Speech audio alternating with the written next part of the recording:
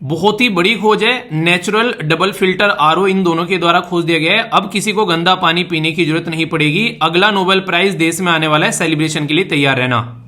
दोस्तों पॉलिट तो आप लोगों ने सभी ने पढ़ी है, उसमें फंडामेंटल राइट दिए गए हैं। आर्टिकल 19 में फ्रीडम के बारे में बात करते हैं। पॉलिटी में 200 से ज्यादा लेक्चर लिए मैंने आप लोगों को ये सारी चीजें पढ़ाने के लिए, और इसी में सबसे इंपॉर्टेंट था फंडामेंटल राइट, जो कि बहुत तसल्ली में मैंने पढ़ाए थे आप लोगों को। उसमें एक चीज आप लोगों ने फील की होगी कि फ्रीडम के साथ साथ में रिस्ट्रिक्शन भी लगा रखी है। मतलब इंसान अपनी लाइफ को एंजॉय कर सकता है, उसकी फ्रीडम है, हमारे संविधान में फंडामेंटल राइट है। पर लेकिन जो रिस्ट्रिक्शन लगा रखी है, जैसे 19 में जाओगे तो आप लोगों को यहां पर पार्ट 2 में रिस्ट्रिक्शन देखने को मिलेगी।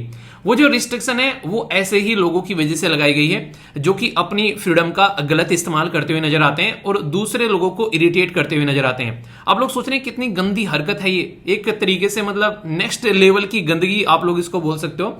सबसे इंपॉर्टेंट बात यहां पर जो देखने को मिली अभी रिसेंटली सोसाइटी के अंदर में, खासकर मेट्रो में, अभी एक बंदा जो है वो मस्टरबेशन करता हुआ पाया गया था। ये एक रिकॉर्डेड वीडियो है। ऐसी हरकतें किस करना तो नॉर्मल है, एक लड़की बिकनी पहनकर वहां पर आ गई। यार बिकनी पहनने का शौक है तो आप लोग उस पर जाए ना, बीच पर, जहां पर उसकी एक तरीके से वहां पर सही भी लगता है कि यहाँ सब लोग उसी गेटअप में है। ये सारी चीजें आप लोग समझ रहे हो कि एक छोटा बच्चा अगर कोई बैठा होगा आज की डेट में हमारे देश के अंदर में, कोई इंसान सोचे कि हाँ यार आगे चल के साइंटिस्ट बनना है, कुछ अच्छा काम करना है, वो सोचेगा यार ये ऐसी ऐसी हरकतें करके जब इंसान इतना फेमस हो रहा है और वो पैसे भी कमा रहा है तो मेहनत करने की जरूरत क्या है। आप लोग खुद सोचो एक मिनट के लिए, एक इंसान इसमें क्या, इस कंटेंट को बनाने में कितनी हिम्मत लग रही है आप लोग खुद बताओ। क्या कोई ऐसा इंसान है जो ये कंटेंट नहीं बना सकता है? आप लोग खुद बताइए। हर एक इंसान जो कंटेंट बनाया जा रहा है, हर एक इंसान ये कंटेंट बना सकता है, 1 सेकंड लगेगी। और अगर इस तरीके से फेमस हो रहा है और इंसान को अच्छे खासे पैसे कमाने को मिल रहे हैं तो भाई साहब मेहनत करनी ही क्यों है? आप लोग खुद बताइए। आप लोग यहाँ पर तो ये इस तरीके की चीजें अगर परोसी जाएंगी तो आने वाली जनरेशन आज के डेट में ये नहीं बोल रही कि मुझे आगे चल के इंजीनियर बनना है, डॉक्टर बनना है, वो बोल रहे हैं कि मुझे सोशल मीडिया इन्फ्लुएंसर बनना है। क्यों? क्योंकि ऐसे ऐसे इन्फ्लुएंसर आप लोगों को देखने को मिल रहे हैं कि मेहनत करने की जरूरत ही नहीं है। एक आप लोग देखो अंकित भाई, राम राम भाई ने, राम राम भाई सारा ने, देखा बंदे ने मतलब कितना पॉजिटिव सोसाइटी के अंदर में चेंज लेके आया। वो ऐसा इंसान चाहिए यार देश के अंदर में कि सबकी जिंदगी चेंज करके रख दे, देश को फिटनेस की ओर लेकर जाए। तो ऐसा इंसान अगर आगे निकल कर आए तो उसको लगता है दिल से सैल्यूट करने का मन। आप लोग इनको देखकर कौन क्या सीखेगा? आप लोग खुद बताइए। तो ये एक तरीके का गलत, एक बहुत ही ज्यादा मतलब घटिया लेवल की आप लोग बोल सकते हो यहाँ पर ये एक सोशल मीडिया इन्फ्लुएंसिंग की तरफ को दुनिया जाती है। और मेट्रो में तो बड़ी ही फ्रीक्वेंटली आप लोगों को देखने को मिलेगा। अच्छा क्या करना चाहिए ऐसे लोगों के साथ में? आप लोग कमेंट बॉक्स में बताना। गंदी चीजें मत लिखना। आप लोग एक सभ्य प्राणी हो, क्योंकि आप लोग एक एडमिनिस्ट्रेटिव ऑफिसर बनने जा रहे हो फ्यूचर में, तो ऑफिसर की तरीके से अपनी रिएक्शन देना। एक बच्चे ने, जिसने मुझे वीडियो सेंड करी, उसने लिखा कि सर इन लोगों को अंडमान निकोबार पे काले पानी की सजा देनी चाहिए, जैसे अंग्रेज दिया करते थे, उस जेल में डाल देना चाहिए कि दुनिया से इनका कनेक्शन ही कट जाए। बाकी आप लोगों की क्या राय, आप लोग अपनी राय बताना। एक साइड में यार ये देखो, आज की ही न्यूज़पेपर से निकाली गई ये पिक्चर है। हमारे देश के ये प्लेयर हैं जो कि देश का नाम रोशन कर आए, 107 मेडल जीत के लेकर आए, और वो भी ऐसी कंडीशन में जिसमें चाइना जो है वो हमारे फेवर में नहीं था। तो ये हैं जिनको आप लोग बोल सकते हैं इन्फ्लुएंसर। ये एक ऐसा इन्फ्लुएंस डाल रहे हैं कि इंसान अगर कोई देखेगा, पहले हमारे देश में भाला फेंक कोई ज्यादा शौक नहीं था, बहुत सारे लोग तो जानते भी नहीं होंगे उस टाइम पर कि यार कोई ऐसा गेम भी है क्या। और आज की डेट में देखो, एक फर्स्ट और सेकंड दोनों के दोनों मेडल जो हैं वो हमारे देश से हैं। तो इसको कहते हैं पॉजिटिव इन्फ्लुएंस, इसको कहते हैं इन्फ्लुएंसर यार। ये इस तरीके से अगर सोसाइटी में अगर चीज होनी स्टार्ट हुए तो इनको करता है सैल्यूट करने का मन। और पर लेकिन ये चीज आती कैसे है? ये चीज आसानी से आती नहीं है। इंसान को एक डिसिप्लिन में अपनी लाइफ जीनी पड़ती है, तब जाकर यहां पर ये चीजें आती है। ठीक है, डिस्कशन काफी शानदार रहने वाला है। आगे बढ़ने से पहले आज की एक इंपॉर्टेंट कोटेशन देखेंगे। यहां पर बहुत ही इंपॉर्टेंट और बहुत ही एक उम्दा बात बोली गई है। बोला गया कि अगर आप सपने देखने की हिम्मत रखते हैं तो आप इसे पूरा करने की भी हिम्मत रखते हैं। ये आप लोगों को करना ही करना पड़ेगा, यानी कि इसको पूरा करने की भी हिम्मत आप में ही होगी और आपको ही इसको करना पड़ेगा। यानी कि सपने देखना कोई बुरी बात नहीं है, पर लेकिन सपनों को पूरा करना ये सबके बस की बात नहीं है। 99% लोग जो हैं वो सोचते तो हैं कि कुछ करना है, पर लेकिन वो कर नहीं पाते हैं। क्यों? क्योंकि अपने कंफर्ट जोन से बाहर ही नहीं निकल पाते हैं। उनको कंफर्ट जोन इतना ज्यादा रास आ जाता है कि वो कुछ भी आगे सोच नहीं पाते हैं। तो ये चीजें देखने को मिलेगी। तो अगर आज की डेट में आपने कोई सपना देखा है, आपने सपना देखने की हिम्मत की है, तो ये सोचो कि ये मेरा सपना है, मुझे पूरा करना है। बॉडी फिट करनी है, मेरी बॉडी है, मुझे फिट करनी है। सिलेक्शन लेना है, आपने सिलेक्शन लेना है। मम्मी पापा को फायदा होगा उसका बेसिकली कि हाँ आपकी जॉब लग गई है, पर लेकिन यार वो अपनी जिंदगी वैसे भी जी चुके हैं। वो चाह रहे हैं कि बुढ़ापा थोड़ा सा ठीक अच्छे से कट जाए, वरना उसमें कोई ज्यादा उनका कोई ज्यादा फायदा है नहीं। आपकी पूरी जिंदगी आपके सामने पड़ी हुई है। आपकी जिंदगी होगी, आपकी शादी होगी, अगर आप लोग शादी करेंगे तो आपके बच्चे होंगे, आपका बुढ़ापा होगा, आपकी जिंदगी सेट होने वाली है यहां पर। तो आपके सपने हैं तो मेहनत भी आपको ही करनी पड़ेगी। ऐसा थोड़ी ना कि बॉडी मुझे बनानी और एक्सरसाइज आप कर लो कि हाँ यार आपकी बॉडी बन जाएगी, ऐसे नहीं हुआ करता। तो जिंदगी में डिसिप्लिन में रहकर काम करना सीखो, ये सबसे शानदार तरीके से आप लोग चीजें जो है अचीव करते हुए नजर आएंगे। और इसी के साथ में सैल्यूट है उन एसएलवी फैमिली मेंबर को जिन्होंने ये चैलेंज एक्सेप्ट किया और वो फॉलो भी कर रहे हैं। मैं कमेंट देख रहा था, बहुत सारे बच्चे जो हैं वो कोई तो 4 मतलब एक तरीके 5 में से 4 नंबर लेकर आ रहा है, कई सारे 5 में से 5 लेकर आ रहे हैं। तो जो 5 में से 5 लेकर आ रहे हैं भाई साहब, उनको तो मतलब दिल से सैल्यूट है। जो 4 भी लेकर आ रहे हैं वो भी कुछ ऐसा नहीं कि कम काम कर रहे हैं, बहुत ही अच्छा कर रहे हैं, आप लोग लगे रहिए। और जो इसके नीचे लेकर आ रहे हैं, 3 लेकर आ रहे हैं, आप थोड़ा सा और हिम्मत करिए, क्योंकि सोना उठना टाइम पर और उठते ही पानी पीना, ठीक है। और इसके साथ में ये लास्ट वाला 3 नंबर तो इंसान के वैसे आगे, इसमें तो कुछ करना ही नहीं है, ठीक है, अगर ढंग से देखा जाए। जो इंपॉर्टेंट है अपनी योजना बनाना डेली और एक्सरसाइज करना, इसमें सबसे ज्यादा टफ माना जाता है, जो कई सारे लोग बोलते हैं। सोना उठना टाइम पर भी आप लोग टफ बोल सकते हो, पर लेकिन 3 नंबर लेकर आना तो कोई बड़ी बात इसके अंदर में है नहीं, जिसमें कुछ भी नहीं करना है, पानी पी लिया, ये काम कर दिया और इसी के साथ में अपना जो है उठाकर ये एक योजना बना दी। जो सबसे डिसिप्लिन में आप लोगों को लेकर आएंगे वो है ये 2। अगर ये 2 आप लोगों ने पैरेलल में सुधार लेना तो ये समझना कि आप लोगों की आने वाली जो जिंदगी पड़ी है ना, उसमें 4 चांद लगने वाले हैं। आपके बच्चे भी आप लोगों से इंस्पायर होंगे, आपके आसपास रहने वाले लोग आप लोगों से इंस्पायर होंगे कि यार ये इंसान इतने डिसिप्लिन वे में इतने अच्छे से अपना काम कर कैसे लेता है। तो ये चीजें आप लोगों को यहां पर समझनी है, ठीक है। तो ये कब होगा, जब आप लोग अपने आप को डिसिप्लिन में लेकर आओगे। तो बताना आज का कैसा रहा आप लोगों का, बेसिकली कितने मार्क्स आप लोग आए, कमेंट बॉक्स में जरूर बताना। और फिर से बोलूंगा, अगर किसी के 5 में से 5 आते हैं तो यार उसको अप्रिशिएट कर दिया करो, ठीक है, क्योंकि ये सबके बस की बात नहीं है। इंपॉर्टेंट पर्सनैलिटी है, एक आर्टिकल भी डिस्कस करेंगे मालदीव के बारे में। इस इंसान का नाम लिखिए, कई सारे लोग बोल रहे हैं कि हमारे देश के लिए सरदर्द बनने वाला है। कैसे बनने वाला है, पूरा आर्टिकल डिस्कस करेंगे। एक एडिटोरियल आया है तो उसको भी हम लोग अच्छे से इसके बारे में समझेंगे। ये कल शाम मैंने एक वीडियो बनाई थी, इसमें एक पर्टिकुलर वैकेंसी के बारे में बताया। ये वैकेंसी जो है उत्तर प्रदेश गवर्नमेंट के द्वारा निकाली गई है और ये रिव्यू ऑफिसर की वैकेंसी है। प्रीलिम्स और मेंस दोनों चीजें इसमें होती हैं, पर लेकिन इंटरव्यू इसके अंदर में नहीं होता है। कुछ बच्चों ने पूछा कि सर हम दूसरे राज्य से आते हैं, क्या हम लोग इसको भर सकते हैं? जी हाँ, इसको आप लोग सब भर सकते हो। उत्तर प्रदेश के जितने भी एग्जाम होते हैं उसमें सबसे अच्छी चीज जो देखने को मिलती है, मैंने अक्सर देखा है, वो ये होती है कि ये सब राज्य के लिए आप लोग देख सकते हैं इसका पेपर जो रहता है ऐसा नहीं बनाया जाता है ज्यादातर कि जो बहुत ही उत्तर प्रदेश के ऊपर फोकस हो। जैसे राजस्थान के पेपर अगर आप लोग देखोगे, मैंने जब राजस्थान का मेंस दिया था उस टाइम पर राजस्थान पीसीएस का, तो उसके अंदर में 2 ऑल्टरनेटिव थे कि या तो आप लोग लोकल का क्वेश्चन अटेम्प्ट कर सकते हो या फिर आप लोग नेशनल लेवल का क्वेश्चन अटेम्प्ट कर सकते हो।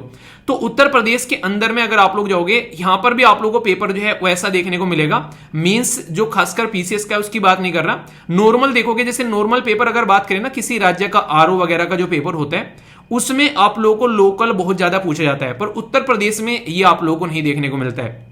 तो एक अच्छी बात है यहां पर कि आप लोग जो है, सबसे बड़ी बात क्या है, इसके अंदर में जो मैथ्स जिसकी कमजोर है बहुत ज्यादा है, कि हाँ लगता है यार मैथ्स और रीजनिंग नहीं आती है, जिसको स्टार्टिंग से डर लगता है, ओनली 10 नंबर के लगभग आप लोगों को वहां पर वो देखने को मिलेगा। और जिसको इंग्लिश से डर लगता है कईयों को, उसमें इंग्लिश भी नहीं है, इसमें हिंदी पूछी जा रही है। और प्रीलिम्स भी इस तरीके से है कि आप लोग देखोगे तो बहुत ही आसान तरीके से, मतलब 8 से 10 या 15 दिन में हिंदी जो प्रीलिम्स की आप लोग आसानी से कवर कर लोगे। मेंस के लिए टाइम मिलेगा, उसके लिए फिर आप लोग थोड़ा सा टाइम देकर उसको पढ़ सकते हो। एक बच्चे ने बड़े ही गुस्से में कमेंट किया, कह रहा है कि सर क्या है ये, मतलब हमारी स्टेट की वैकेंसी है, इसमें भी आप दूसरे स्टेट के लाकर ठूस दो। सर ये कंपटीशन क्यों बढ़ा रहे हो? सर आज तो आपकी वीडियो डिसलाइक कर रहा हूं जिंदगी में पहली बार। यार देखो, जो हिम्मत करेगा ना, जो आज की डेट में अपनी सही डिसिप्लिन वे में लेकर अपनी चीजें मेहनत करके चलेगा, वो इंसान किसी भी स्टेट का पेपर क्यों ना दे ले जाकर, वो उस स्टेट का पेपर निकाल कर सामने रख देगा। इससे ये डिपेंड नहीं करता है कि आप लोग जो है किस स्टेट से आते हैं, यहां पर हिम्मत मायने रखती है, ठीक है। तो अपने काम पर फोकस करो, क्योंकि मान लीजिए 1 सीट है और आप लोग पढ़ नहीं रहे हैं तो वहां पर वो भी काम की नहीं है, और 1000 सीट है आप लोग पढ़ नहीं रहे हैं वो भी काम की नहीं है। तो ऐसा मत सोचो कि बाहर के लोग यहां पर आएंगे, अपॉर्चुनिटी है, ओपन है, वो नहीं आएंगे, कोई और ले जाएगा। आपको अपना फोकस जो है वो मेहनत पर होना चाहिए, ठीक है।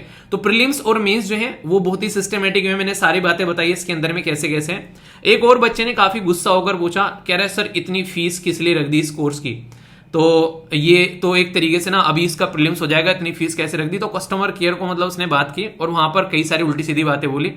तो फिर मुझे भी मेल किया, तो मुझे लगी सर इस बच्चे से बात करो, इनकी क्या समस्या है। तो फिर मुझे बात करते हुए पता चला तो वो कह रहा है कि प्रीलिम्स के लिए इतनी फीस कैसे रख दी आपने। मैंने कहा बेवकूफ इंसान, ये प्रीलिम्स के लिए नहीं है, प्रीलिम्स और मेंस दोनों के लिए है, ठीक है। तो फिर कह रहा है अरे सर मैं तो सोच रहा था ये प्रीलिम्स के लिए ओनली। तो उसमें टोटल चीजें हैं भाई साहब, उसमें प्रीलिम्स और मेंस कंप्लीट है उस इतनी नॉमिनल सी फी में, ठीक है। जब तक आप लोगों का फाइनल मेंस नहीं हो जाता है तब तक आप लोगों को उसी फीस में कंप्लीट होना है, यानी कि पहले प्रीलिम्स के लिए वो फीस है और फिर मेंस का अलग से देना है, ठीक है। तो ये चीज आप लोग ध्यान रखिएगा, क्योंकि इस चीज को लेकर बहुत सारे बच्चे गुस्से हो गए, सर इतनी फीस कैसे रख दी। अब तो ठीक है ना यार, सोच भी कैसे लेते हो आप लोग यहाँ पर, ठीक है। तो वो एक बहुत ही एक अफोर्डेबल है, इतना है कि आप लोग उसको अच्छे से एंजॉय कर पाओगे। और खासकर जो ओल्ड स्टूडेंट हैं उनके लिए 1000 का डिस्काउंट भी आप लोगों को देखने को मिलेगा, जो ऑलरेडी यहां पर है। और इसी के साथ में जो कोई नया स्टूडेंट है उसके लिए 500 का डिस्काउंट है उसके अंदर में अभी। और ये कब तक है? मंडे से क्लास स्टार्ट होने वाली है 16 जो अक्टूबर से, तब तक आप लोगों को डिस्काउंट मिल रहा है। इसके बाद में फिर नॉर्मल फी रहेगी, क्योंकि यार देखो टीचर लगेंगे सारे, बहुत ही बेहतरीन फैकल्टी है, एक्सपीरियंस फैकल्टी है। तो इस तरीके से तो थोड़ा सा आप लोग फिर चीजों को समझा भी करो, ठीक है। पर लेकिन बहुत ही नॉमिनल है, प्रीलिम्स की नहीं है, प्रीलिम्स और मेंस दोनों की है। तो एक अच्छी अपॉर्चुनिटी है, और लड़कियों के लिए खासकर, क्योंकि लड़कियों के लिए तो अपॉर्चुनिटी इसलिए अलग से कट ऑफ निकलती है लड़कियों की, ठीक है। तो एक अच्छा ऑफिसर बना रहे हैं जिसकी सैलरी आप लोगों को 8 लेवल की देखने को मिलेगी।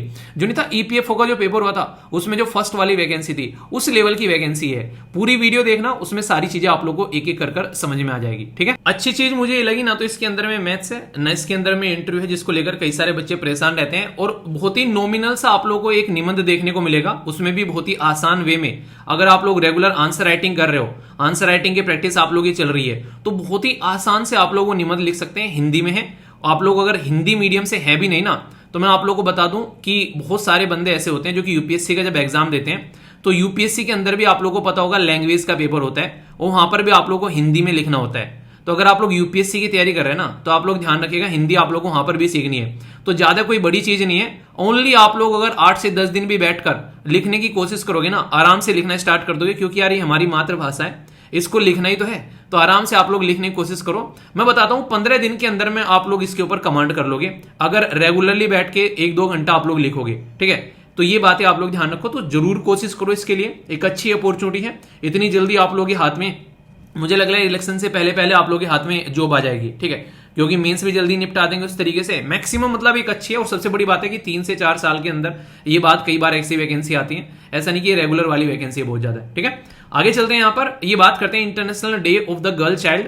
तो 11 अक्टूबर को सेलिब्रेट किया जाता है। 50% पॉपुलेशन लगभग आप लोगों को बच्चों की देखने को मिलती है, और उसमें भी खासकर अगर बच्ची के बारे में बात करें तो उनकी एजुकेशन को लेकर कई सारी दिक्कतें देखने को मिलती हैं। तो किस तरीके से जो जेंडर बेस्ड चैलेंज देखने को मिलते हैं कि लड़कियों को पढ़ा के क्या करना है, लड़कियों को यहां बाहर जॉब करने क्यों भेज के क्या करना है, लड़कियों को तो घर में ही रखना है, ये वाली जॉब लड़कियों के लिए नहीं है। मतलब पहले लड़कियों की शादी कर दो, भले ही भाई जो है बड़ा हो, लड़की जो है छोटी हो। बहुत सारे ऐसे समाज में देखने को मिलेंगे, आसपास में आपने भी देखा होगा कि भाई जो है वो बड़ा है, बहन जो है वो छोटी है, फिर भी बहन की पहले शादी कर देते हैं। क्यों? क्योंकि वो एक रेस्पॉन्सिबिलिटी है।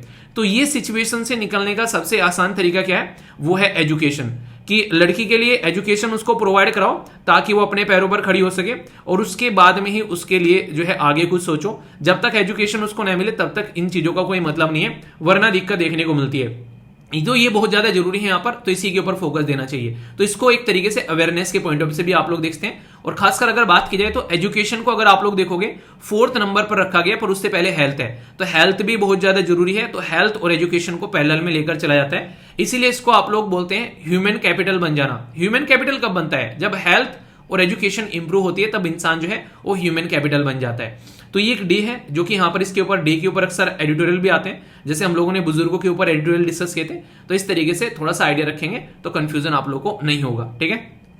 ये आर्टिकल वुमेन के बारे में है, और आज इस आर्टिकल का आना बनता भी है। जैसा मैंने बताया यहाँ पर, जिस दिन कुछ ऐसी चीजें देखने को मिलती हैं उस दिन उसके ऊपर आर्टिकल लिखा जाता है। तो आज का ही एक एडिटोरियल आप लोगों को देखने को मिलेगा जो कि वुमेन के बारे में बात कर रहा है कि women want change, society need change. क्योंकि महिलाओं को हम लोग किस तरीके से ट्रीट करते हैं वो आप लोगों को पता ही यहाँ पर। अभी रिसेंटली जून 20 को 2023 में ही 17वें नंबर का, याद रखना फैक्चुअल इंफॉर्मेशन है, डायरेक्ट क्वेश्चन आप लोगों से पूछा जा सकता है। ये 17th नंबर की ये ग्लोबल जेंडर गैप रिपोर्ट जो है वो प्रस्तुत की गई। ग्लोबल, ये डायरेक्ट क्वेश्चन बनता है ग्लोबल जेंडर गैप, ठीक है। तो जीजी के नाम से आप लोग याद रखना, ग्लोबल जेंडर गैप। इसको कई बार यहां पर G³ या फिर G3 भी इसको बोल देते हैं। ये रिपोर्ट कौन प्रस्तुत करता है? तो ये रिपोर्ट प्रस्तुत की जाती है वर्ल्ड इकोनॉमिक फोरम के द्वारा। वर्ल्ड इकोनॉमिक फोरम का हेडक्वार्टर कहां है, ये आप लोग बताइए। ये एक ऐसी ऑर्गेनाइजेशन है जो कि यहां पर कई सारे सोसाइटल मुद्दों के बारे में बात करती है। इस पर्टिकुलर ये रिपोर्ट के अंदर में टोटल मिलाकर 146 कंट्री आप लोगों को यहां पर देखने को मिलती है, जो यहां पर सामने निकल कर आती है।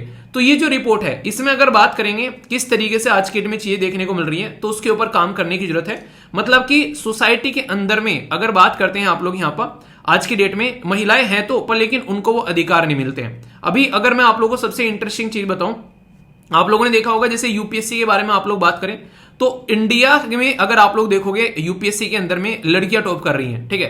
तो लड़कियां टॉप कर रही हैं, पर लेकिन उसके बाद भी अगर लीडरशिप में आप लोग देखोगे तो लीडरशिप में आप लोगों को लड़कियां देखने को नहीं मिलेगी। यहां पर 146 कंट्री की अगर मैं आप लोगों से बात करूं, इसमें हमारी रैंक पता है कितनी है? हमारी रैंक है 127, यानी कि लगभग नीचे ही हम लोग बैठे हुए हैं। तो इससे आप लोग अंदाजा लगाइए कि कितना ज्यादा इसके ऊपर काम करने की जरूरत है। हम लोग आज की डेट में जब सोसाइटी के अंदर में महिलाओं के बारे में बात करते हैं तो हम लोग को कितने लेवल पर महिलाओं को किस तरीके से ट्रीटमेंट करना चाहिए। तो यहां पर जिस तरीके से हम लोग रिप्रेजेंटेशन की बात कर रहे हैं, उस तरीके से अगर महिलाओं को ऊपर लाने की बात करेंगे तो करंट रेट जिस तरीके से चल रहा है ना महिलाओं को इंपावर करने का, अगर उसी रेट में चलते रहे तो लिए बोला गया है आर्टिकल के स्टार्टिंग के पैरे में कि 131 साल लग जाएंगे लड़कों को लड़कियों के इक्वल लाने में। यानी कि जो गर्ल्स हैं उनको अगर मेल के इक्वल लाकर आना है तो 131 साल लग जाएंगे। जिस स्पीड में हम लोग चल रहे हैं, अगर उसी स्पीड में चलते रहे तो ये सिचुएशन आप लोग समझ सकते हैं, ठीक है। तो कितनी खतरनाक बात बोली गई है। तो ये बहुत ही सोचने वाली बात है यहां पर। तो यहां पर इसके ऊपर काम कर रहे हैं। अभी हमारे देश के अंदर में सबसे इंटरेस्टिंग चीज आप लोग को क्या देखने को मिली, वो है रिजर्वेशन। हमारे देश के अंदर में जो महिलाओं को रिजर्वेशन दिया गया है, उसमें अगर बात करें रिजर्वेशन तो दे गए हैं, पर लेकिन रिजर्वेशन के लिए भी कई सारे आर्ग्यूमेंट आप लोग को देखने को मिलेंगे कि अगर बात करें रिजर्वेशन मिल तो जा रहा है, पर लेकिन इन रियलिटी में क्या वो सोसाइटी में इंपैक्ट डाल पा रहा है। आज की डेट में भी आप लोग को अगर प्रोफेशनल या फिर एकेडमिक लेवल पे जाने की बात करेंगे, हायर ग्रेजुएशन में बात करेंगे, महिलाएं टॉप पर देखने को मिलेगी। मतलब लड़कियां उसमें अच्छे लेवल पर आप लोगों को नजर आएंगी जब एजुकेशन के बारे में बात करते हैं। पर लेकिन जब रिप्रेजेंटेशन के बारे में बात करते हैं तो आप लोगों को दूर दूर तक दिखती ही नहीं है। तो इसलिए रिजर्वेशन बिल जो है ये बहुत ही एक प्रोग्रेसिव स्टेप बोला जा रहा है समाज के अंदर में। तो एम है कि वुमेन की रिप्रेजेंटेशन अगर पॉलिटिक्स के अंदर में बढ़ेगी तो फिर अच्छे लेवल पर आप लोग यहां पर चीजों को देख पाएंगे। जैसे यहां पर जेसिंडा के बारे में बात की जा रही है, ये जेसिंडा और इसी के साथ में हिलेरी क्लिंटन, ये ऐसी इंटरनेशनल पावरफुल वुमेन है जिनके बारे में सब बात करते हुए आप लोग नजर आते हैं। तो यहां से आप लोग डायरेक्ट समझ सकते हैं। तो इसके ऊपर काम करना बहुत ही ज्यादा जरूरी है। अगर बात की जाए तो यहां पर लिमिटेड रिप्रेजेंटेशन देखने को मिलती है, जिसकी वजह से दिक्कत निकल कर आती है। और हिस्टोरिकली आप लोग देखोगे ना, अगर बात करेंगे जैसे कि मोस्ट वुमेन अगर आप लोग देखोगे आज की डेट में हायर एजुकेशन इन्फ्लुएंसर सपोर्टर के तौर पर या कहीं भी देखोगे अपर क्लास में देखने को ज्यादा मिलती है। अभी यहां पर जरूरी है कि हम लोग लोअर लेवल पर भी काम कर रहे हैं और इसकी वजह से चीजें बढ़ रही हैं। तो कहीं ना कहीं आने वाले टाइम में चीजें आप लोग अच्छी देखने को मिलेगी। बोथ मैन एंड वुमेन जो है वो आज की डेट में इसके ऊपर खुद भी रिग्रेसिव व्यू रखते हैं। आप लोग खुद देखिए आज की डेट में अगर देखो, एक औरत अगर औरत को एक आज की डेट में सबसे ज्यादा पैर पीछे खींचती हुई आप लोग नजर आएंगे। हम लोग कहते हैं कि हम लोग पैट्रियार्कल सोसाइटी में रहते हैं, पर ढंग से चीजों को अगर आप लोग समझोगे ना, एक महिला की पैर खींचती हुई आज के डेट में नजर आएगी। तो ये क्या हो गया, इससे आप लोग खुद अंदाजा लगा लो कि सिचुएशन क्या देखने को मिल रही है। तो जरूरी है कि हम लोग कहीं ना कहीं, अभी बात की जा रही है कि आज की डेट में एडवोकेट करना चाहिए implement based on the 1991 census का डेटा आप लोगों के सामने, ठीक है। तो ये कहा जा रहा है कि आज के डेट में अगर बिल है, क्यों ना हम लोग उसी सेंसस के बेस पर इंप्लीमेंट कर दें। ये मतलब इसमें ये बोला गया है कि ये बिल जो है इतना शानदार है, इसको और डिले नहीं करना चाहिए, इसको अभी इंप्लीमेंट कर देना चाहिए। अगर इसको पहले हम लोग बात करेंगे, डिलिमिटेशन कमीशन आएगा, उसके बाद में फिर सेंसस आएगा, वो सेंसस के बेसिस पर हम लोग इंप्लीमेंट करेंगे। तो ये तो मतलब कोई तो बोल रहे हैं 2029 में जाकर इंप्लीमेंट होगा, कुछ बोल रहे हैं 2034 में जाकर इंप्लीमेंट होगा। यार जब तुमने ये पास कर ही दिया है तो क्यों ना इसको अभी से इंप्लीमेंट कर दो। सारी चीजें तो देश में हो रही है ना पुराने सेंसस के बेस पर, एटलीस्ट पुराने सेंसस के बेस पर ये भी यहां पर चीजें प्रोवाइड करा दो। तो ये बातें यहां पर बोली गई है। आप लोग ही क्या रहे इसके बारे में, ऐसा कुछ होना चाहिए या फिर नहीं होना चाहिए? क्योंकि बहुत ही ज्यादा जरूरी है कि वुमेन का रिजर्वेशन बिल पास कर उसको पॉलिटिकल टूल बनाना या फिर रियलिटी में उसको इंप्लीमेंट कर महिलाओं को उनका अधिकार प्रोवाइड करा देना, कौन सी बात सही आप लोगों को देखने को मिलेगी। तो यहां पर फटाफट इसको हम लोग इंप्लीमेंट कर दें तो ज्यादा अच्छा रहेगा, है कि नहीं? आप लोग ही क्या रहे इसके बारे में आप लोग बता सकते हैं। और ये अभी हम लोगों ने रिजर्वेशन बिल के बारे में बात की, क्या इसकी हिस्टोरिकली महिलाओं ने इसकी डिमांड की है? आप लोगों को एक इंटरेस्टिंग चीज बता दूं, आप लोग ये जानकर हैरान होंगे। मैं बात कर रहा हूं आप लोगों से 1930 में, यानी कि 1930 की बात कर रहा हूं। 1930 में जब राउंड टेबल कॉन्फ्रेंस हो रही थी लंदन के अंदर में, तो यहां पर सरोजिनी नायडू जी और जो आज की डेट में अगर बात करें बेगम जहान जो यहां पर थी, उनके द्वारा एक मैनिफेस्टो प्रेजेंट किया गया, all India women conference, the women Indian association and the central committee for national council of the women India. उसमें सब में इनके द्वारा एक बात रखी गई कि ना तो हमको डिस्क्रिमिनेशन चाहिए और ना ही कोई फेवर चाहिए, हम लोगों को इक्वल ट्रीटमेंट चाहिए जो कि लड़कों को मिलता है। तो यार इतनी प्रोग्रेसिव थॉट की महिलाएं आप लोगों को देखने को मिलती हैं हमारी सोसाइटी में, अगर आप लोग हिस्ट्री उठाकर देखोगे। बस दिक्कत क्या रही है? दिक्कत ये रही है कि किस तरीके से सोसाइटी में हम लोग चीजों को अच्छे से लेकर नहीं चले। आप लोग देखते हैं पुराने टाइम पर जब वुमेन रिजर्वेशन बिल लेकर आया गया था, मुलायम सिंह यादव साहब जो हैं उन्होंने यहां पर इसको जो है वुमेन रिजर्वेशन बिल के बारे में जो है उसको सपोर्ट नहीं किया था। आप लोग देखते हैं तो महिलाओं को लेकर यार बहुत सारी आप लोगों को चीज देखने को मिलेगी। इवन कई बार पॉलिटिशियन ऐसे ऐसे कमेंट कर देते हैं कि मतलब शर्म आती है कि हम लोगों ने इन लोगों को वोट दिया कि हाँ गरम खून है, हो गया इस तरीके की, मतलब रेप हो गया, कह रहे गरम खून है, हो जाता है। ऐसे ऐसे भी कमेंट कई सारे पॉलिटिशियन के आप लोगों को देखने को मिलते हैं। मतलब समझ रहे हो आप लोग सोच कैसी है? तो आप लोगों के पास में चांस होता है, अभी 5 राज्य में इलेक्शन है, इसी के साथ में फिर आने वाले टाइम में आप लोगों को सेंटर यानी कि यूनियन के इलेक्शन देखने को मिलेंगे। तो कोशिश ये करो कि एक ऐसे इंसान को वोट आप लोगों को देनी है जो कि हमारी सोसाइटी को एक प्रोग्रेसिव सोसाइटी बनाने का काम करे। अब ये सोच लो कि आप लोग कैसा इंसान है, तो मतलब कहने का मतलब रिलीजन, कास्ट, इन सब चीजों से ऊपर उठकर आप लोग वोट दीजिए। जो कि आप लोगों को लग रहा है कि हाँ ये इंसान अच्छे काम करेगा हमारे लिए, उसी को वोट देना है। ये वोट का गलत इस्तेमाल मत करना। आप लोगों ने देखा जवान मूवी में ये चीज अच्छे से एक्सप्लेन करने की कोशिश की गई है, ठीक है। इसी से रिलेटेड आज का ये नेक्स्ट आर्टिकल आप लोगों को देखने को मिलेगा। ये बात की जा रही है कि असेंबली इलेक्शन जो कि 5 राज्य में होने वाले हैं, इसको सेमीफाइनल बोला जा रहा है। सेमीफाइनल क्यों बोला जा रहा है? ये माना जा रहा है कि जो इसमें जीत कर आ जाएगा वो फिर शानदार परफॉर्मेंस देगा। किसमें? वो देगा बेसिकली जो यूनियन यानी कि लोकसभा के इलेक्शन होंगे। अभी कहां पर इलेक्शन हो रहे हैं अगर आप लोगों से पूछे तो याद रखना छत्तीसगढ़ के अंदर आप लोगों को देखने को मिलेंगे। छत्तीसगढ़ है, इसी के साथ में मिजोरम है, यहां पर आप लोगों को मध्य प्रदेश देखने को मिलेगा, मध्य प्रदेश के साथ साथ में राजस्थान है और राजस्थान के साथ साथ में तेलंगाना है। तो 5 राज्यों में इलेक्शन हो रहे हैं अभी फिलहाल के टाइम पर। तो ये जो ईच स्टेट के अंदर जो इलेक्शन हो रहे हैं, यहां पर आप लोगों को डिफरेंट काइंड ऑफ इश्यूज देखने को मिलेंगे इन राज्य के अंदर में। इनकी पॉपुलेशन आप लोगों को अलग अलग देखने को मिलेगी। राजस्थान है, गुजरात में लगवा दिया ठीक है। पॉपुलेशन आप लोगों को इनकी अलग देखने को मिलेगी, अलग सोसाइटी की प्रॉब्लम देखने को मिलेगी। तो मेन जो बेसिकली बताए जा रहे हैं 3 राज्य के अंदर में, खासकर एक साइड में बीजेपी और एक साइड में कांग्रेस है, ठीक है। मिजोरम और तेलंगाना में आप लोगों को दूसरी पॉलिटिकल पार्टी देखने को मिलेगी। तो मिजोरम और तेलंगाना को अगर छोड़ दें, छत्तीसगढ़, मध्य प्रदेश और इसी के साथ में राजस्थान के अंदर में आप लोगों को 2 ही पॉलिटिकल पार्टी लड़ती हुई नजर आएंगी। तो देखने वाली बात यह है कि किस तरीके से काम चलते हैं। और खासकर यहां पर बात की जा रही है कि नॉर्थ, सेंट्रल और हिंदी स्पीकिंग जो स्टेट है उसके बारे में बात की जा रही है कि हिंदुज्म की आइडियोलॉजी लेकर चल रहे हैं, ठीक है। कोई वेलफेयर की बातें लेकर चल रहा है। पॉलिटिशियन अलग अलग तरीके से लोगों को रिझाने की कोशिश कर रहे हैं। राजस्थान में अगर बात करें तो अभी आप लोगों को देखने को मिलेगा काफी लार्ज स्केल पर काफी पॉपुलर स्कीम चलाने की कोशिश की जा रही है कि हम लोग ये कर देंगे। कास्ट सेंसस बिहार के बेस पर बोला जा रहा है कि हम लोग कर देंगे। मध्य प्रदेश के अंदर आप लोगों को बताइए किस तरीके से सिचुएशन बनी हुई है वहां पर। एक तरीके से मतलब एक सारे राज्यों के बारे में बताया गया किस किस तरीके की प्रॉब्लम देखने को मिल रही है। तो इसके बेसिस पर यहां पर ये आर्टिकल आते हैं ताकि आप लोग इन आर्टिकल के बारे में समझो और कहीं ना कहीं अपनी वोट का अच्छे से इस्तेमाल करो। तो सारे न्यूज़पेपर जद्दोजहद करते हैं पूरा आप लोगों को ऐसे आर्टिकल दिखाने में, ताकि जब आप लोग वोट देने जाओ तो आप लोग उसको ध्यान से इस्तेमाल करो, ठीक है। तो यहां पर देख सकते हैं कि किस किस तरीके से सीट का जो अब तक का यहां पर आंकड़ा आप लोगों को देखने को मिलता है। तो ये 5 के 5 राज्य की बात की जा रही है। क्या आप लोग इसमें से किसी राज्य के अंदर आते हैं? और बताइए कमेंट बॉक्स में कि आप लोग किसको वोट देने वाले हैं। ये तो बता देगा वोट देने वाले हैं, क्यों देने वाले हैं ये जरूर बताएगा। मैं जानना चाह रहा हूं कि आप लोगों का वोट देने का क्राइटेरिया क्या है, क्योंकि ये चीजें आप लोगों को सोचनी पड़ेगी। जब तक नहीं सोचोगे तब तक कोई अच्छा रिजल्ट आने वाला नहीं है, ठीक है। क्योंकि जब इलेक्शन होते हैं तो सबसे बड़ी बात क्या होती है वहां पर कि जनता के हाथ में पावर आती है। जैसे लद्दाख के अंदर में अभी इलेक्शन हुए, उसमें क्या बात की गई है? उसमें ये बात की गई कि लोकल जो सेंटिमेंट्स हैं वो यहां पर देखने को मिले। लद्दाख के ऑटोनोमस हिली डेवलपमेंट काउंसिल के जब इलेक्शन किए गए ये पर्टिकुलर रीजन के अंदर में, इसमें याद रखिएगा हमारे देश के अंदर में जब आप लोग यहां पर मैप देखोगे तो आप लोगों को कुछ ऐसा मैप आज की डेट में देखने को मिलता है। एक साइड में तो यहां पर जम्मू हो गया, जम्मू एंड कश्मीर, और दूसरी साइड में लद्दाख हो गया। लद्दाख में भी ये बेसिकली लेह हो गया, ये लेह वाला पोर्शन, और यहां पर आप लोगों को कारगिल वाला पोर्शन देखने को मिलेगा। इसमें भी 2 पोर्शन आप लोगों को अलग नजर आते हैं। ये पाक ऑक्युपाइड एरिया है बेसिकली यहां पर, जिसको पीओके बोलते हो, और ये चाइना के द्वारा ऑक्युपाइड एरिया है यहां पर, ठीक है।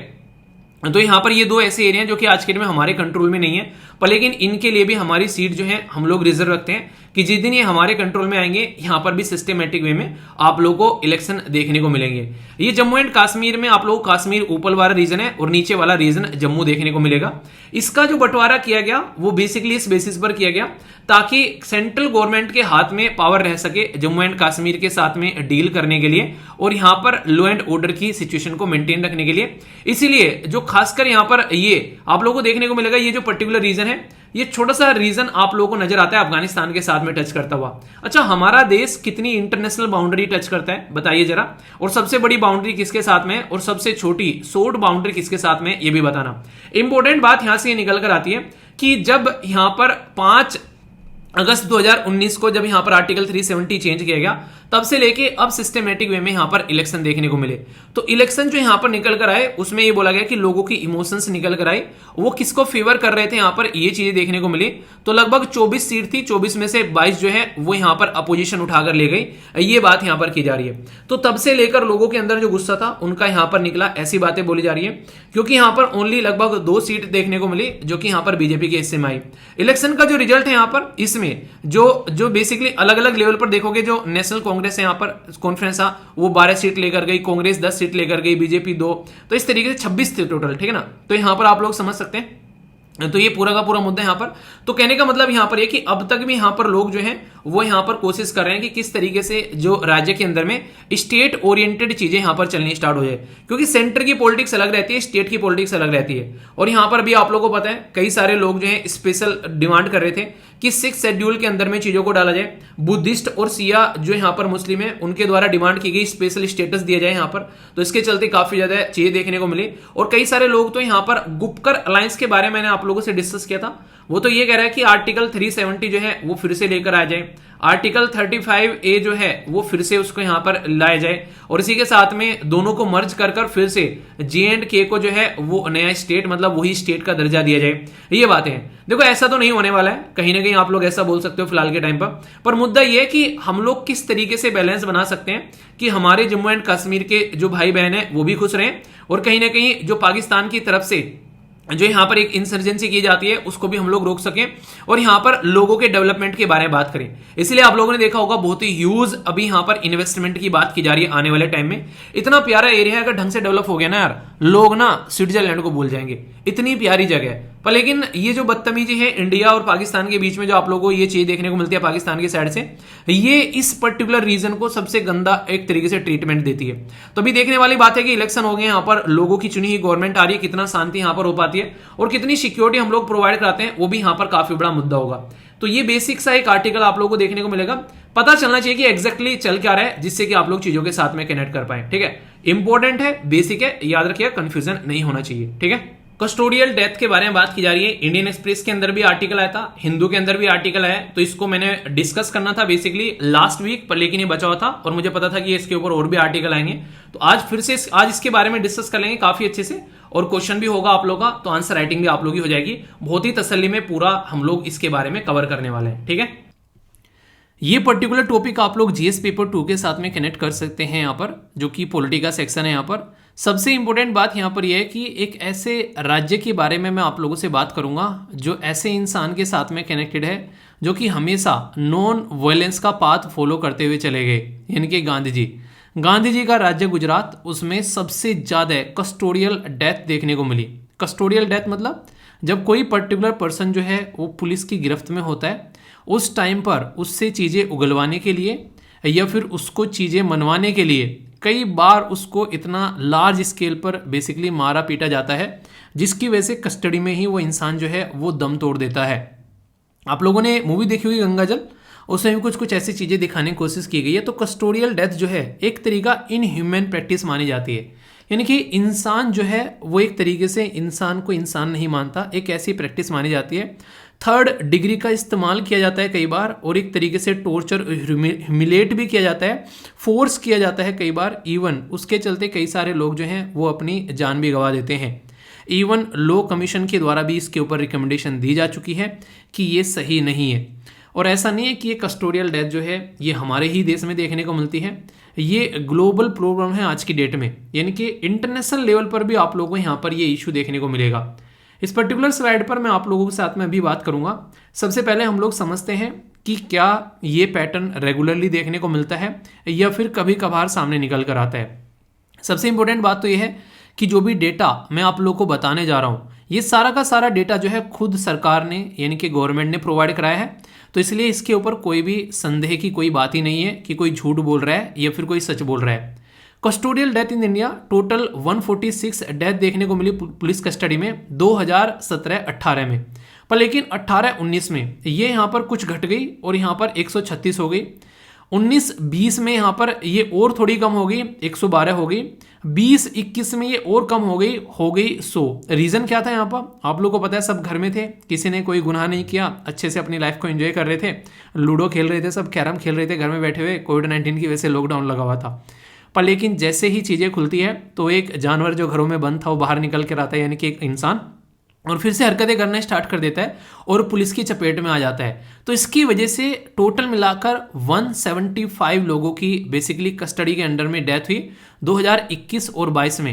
ये अब तक का सबसे एक तरीके से सबसे बड़ा आप लोग डेटा बोल सकते हैं जो पुराने टाइम में अगर आप लोग इसको कंपेयर करके देखोगे तो।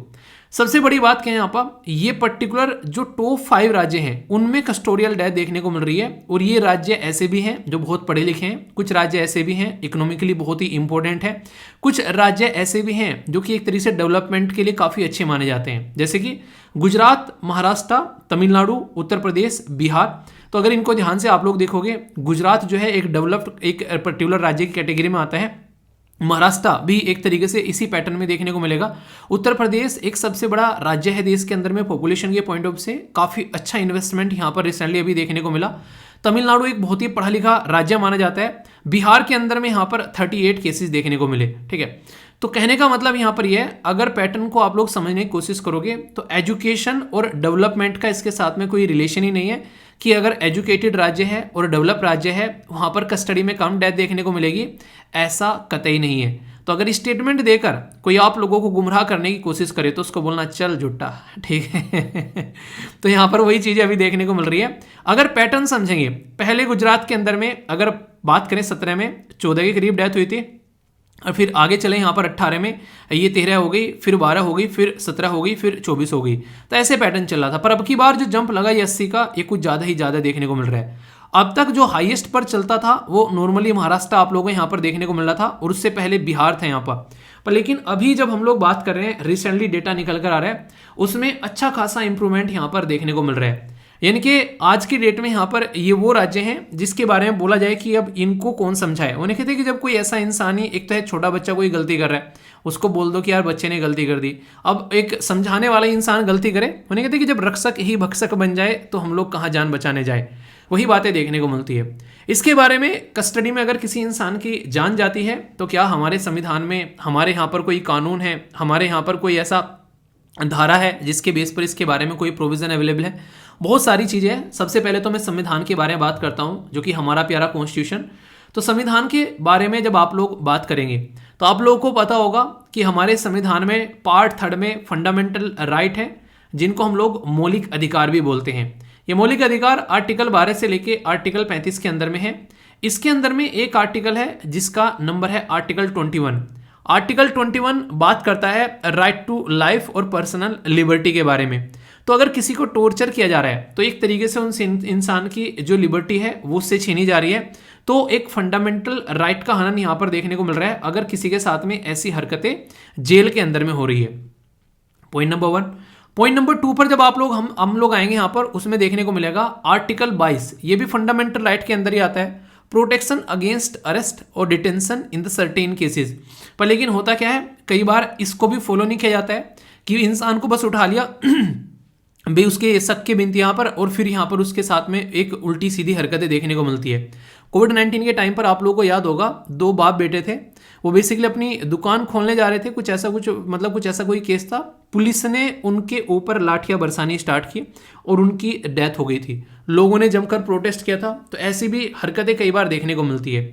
रीज़न क्या है? यहां पर रीजन ये है क्योंकि लॉ एंड ऑर्डर की जब हम लोग बात करते हैं, वो आप लोगों को हमारे जो संविधान के अंदर में 3 लिस्ट हैं, यूनियन लिस्ट, स्टेट लिस्ट और कॉन्करेंट लिस्ट। तो उसमें स्टेट लिस्ट के अंदर में आता है लॉ एंड ऑर्डर।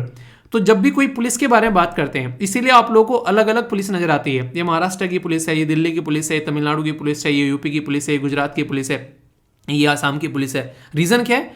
रीजन ये है कि क्योंकि लॉ एंड ऑर्डर जो है यहाँ पर ये स्टेट की कैटेगरी में आता है।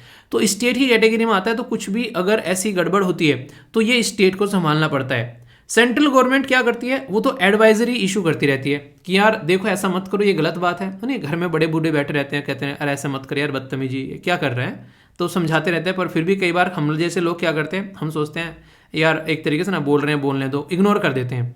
तो ये कतई गलत बात होती है।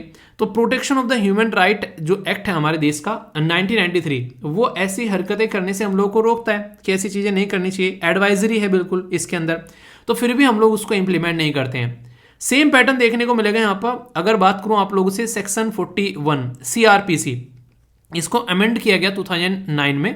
और इस पर्टिकुलर जब चीज को अमेंड किया गया तो उस टाइम पर बोला गया कि इंट्रोगेशन अगर करनी है तो रीजनेबल ग्राउंड होना चाहिए, एक प्रॉपर डॉक्यूमेंटेशन की प्रोसीडिंग होनी चाहिए। यानी कि एक तो ग्राउंड रीजनेबल होना चाहिए, ऐसा नहीं कि मनमानी की किसी को उठा के लिया और फिर आकर उसको पीटना स्टार्ट कर दिया।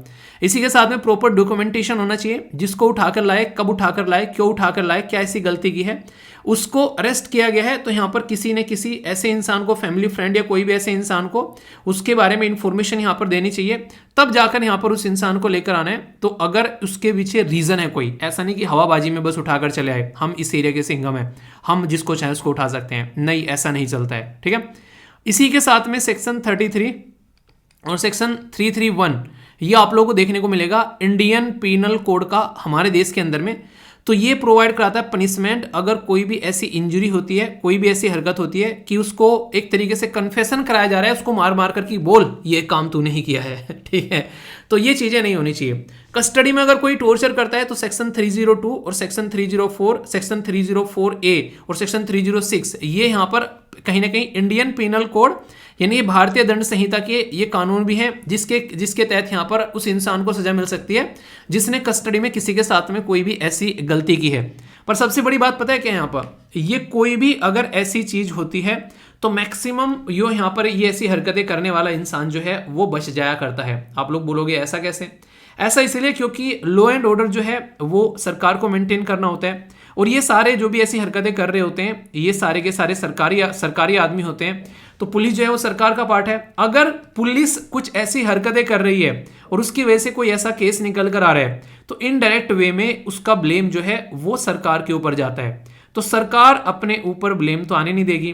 तो इसीलिए बहुत सारे केसेस ऐसे होते हैं या तो ठंडे बस्ते में पड़े रहते हैं या फिर वो केस जो है वो क्लियर ही नहीं हो पाते हैं, और क्लियर भी होते हैं तो मैक्सिमम केसेस में जो है यहाँ पर लोग जो है वो बरी हो जाते हैं। ठीक है, मैं ये नहीं बोल रहा हूँ कि हर बार जो है यहाँ पर जो पुलिस वाले या फिर जो भी है वो गलत ही रहते हैं, क्योंकि देखो उनको भी थोड़ी बहुत पावर होनी चाहिए, पर लेकिन इतनी नहीं कि फिर उसके साथ में उसको एक तरीके से पावर पर लिमिटेशन भी होनी चाहिए। मैंने कहते हैं कि the great power comes with great responsibility.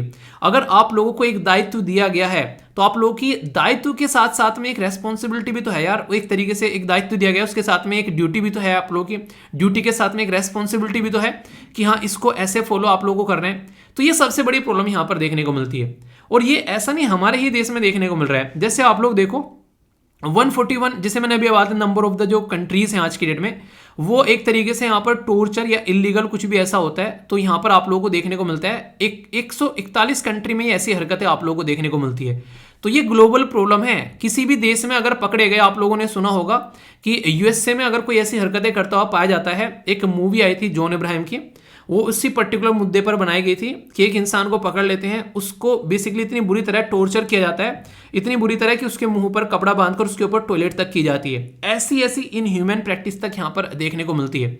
तो इसीलिए यहाँ पर 1984 में 155 देश ऐसे थे जिन्होंने यूएन कन्वेंशन अगेंस्ट टॉर्चर ये अडेप्ट किया कि भाई साहब ये टॉर्चर जैसी चीजें नहीं होनी चाहिए यहाँ पर। और एमनेस्टी इंटरनेशनल के द्वारा यहाँ पर पाया भी गया कि 79 कंट्री ऐसी हैं जो कि अडेप्ट कर चुके हैं ये कन्वेंशन, पर फिर भी टॉर्चर चल रहा है। यानी बिल्कुल ऐसी है कि ठीक है कोई बात नहीं है, आपने कहा है ये काम कर लेते हैं, पर लेकिन जैसे ही मुंह फेरा फिर से वही काम हरकतें करना स्टार्ट कर दी, है नहीं। पापा ने कहा कि मम्मी ने कहा कि बेटा बैठ के पढ़ लो, हाँ पढ़ रहे हैं, बस फोन साइड में रख रहे हैं, आप जाओ बस अभी कर रहे हैं। तुरंत जैसे ही गए फिर से फोन उठाया और फिर से अपना टक टक टक अपना लग गए, या तो अपना वो जो शॉर्ट्स वगैरह वीडियो वगैरह देखने लग गए, कोई इंस्टाग्राम पे रील देखने लग गए, या फिर कोई गेम खेलने लग गए। तो ये बिल्कुल गलत है। 40 मेंबर ऐसे हैं यूनाइटेड नेशन के जो कि साइन नहीं किए हैं एक तरीके से अब तक, बस हाँ ठीक है हाँ करेंगे करेंगे बस ऐसे करके साइड में हो जाते हैं। ग्लोबल लेवल पर जब सर्वे किया गया, ऐसा है कि बहुत सारे लोग जो हैं इस पर्टिकुलर चीज का शिकार होते हुए पाए। ग्लोबल लेवल पर सर्वे किया गया, यहाँ तो बोला गया कि 21,000 लोग 21 देश के अंदर में यहाँ पर across the continent amnesty international के द्वारा जो रिपोर्ट तैयार की गई, तो वो यहाँ पर टॉर्चर का शिकार होते हुए नजर आए। 44% जो थे रिस्क टॉर्चर का था, एक तरीके से इल ट्रीटमेंट उनको दिया जा रहा है, गलत तरीके से कस्टडी में उनको रखा जा रहा है।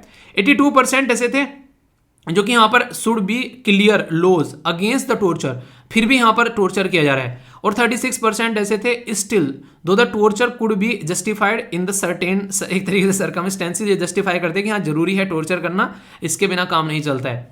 तो यानी कि जब एनालिसिस करते हैं तो आप लोगों को ये देखने को मिलेगा कि ये ओनली हमारे देश की प्रॉब्लम नहीं है, कि ये ऑल ओवर वर्ल्ड की प्रॉब्लम है। तो इसके ऊपर सॉल्यूशन कुछ ना कुछ निकलना चाहिए, इसके ऊपर कुछ ना कुछ ऐसी चीजें होनी चाहिए कि अगर कोई देश ऐसा करता है तो फिर यहाँ पर उसके ऊपर कुछ ना कुछ प्रतिबंध लगने चाहिए।